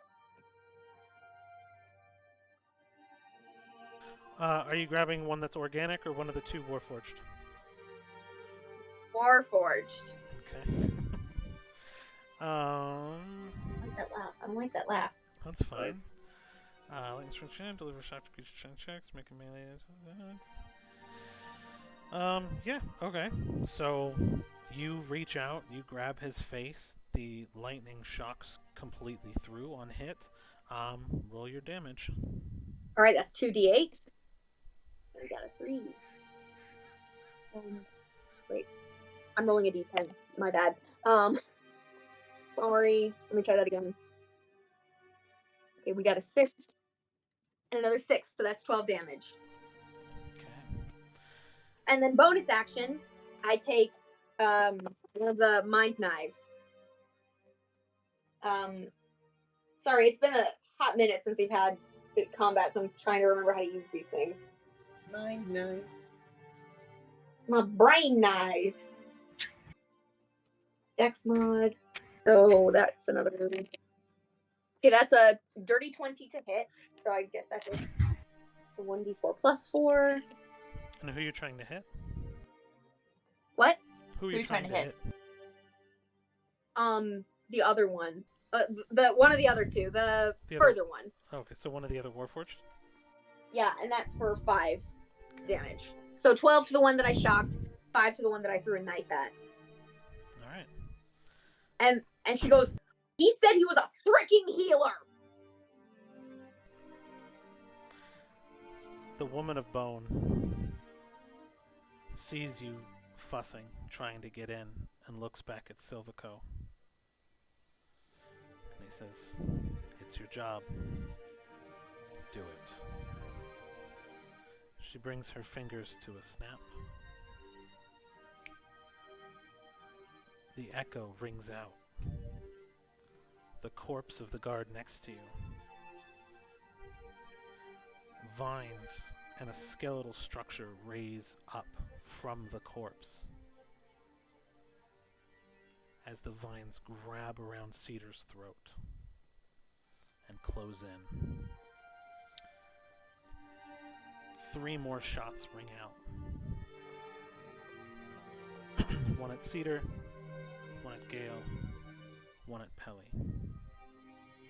2 guards begin to then converge directly into melee range with Dana. And that's probably where we'll end the session. No! Oh! No! Just a little longer! We're already Oh. over. Oh, shoot, yeah. Yep. I will pound all the caffeine it takes. So next session will probably be Oh. combat. I can imagine it would. Yeah. Yeah. We've done quite a bit of RP this session, that's fair. Oh, yeah.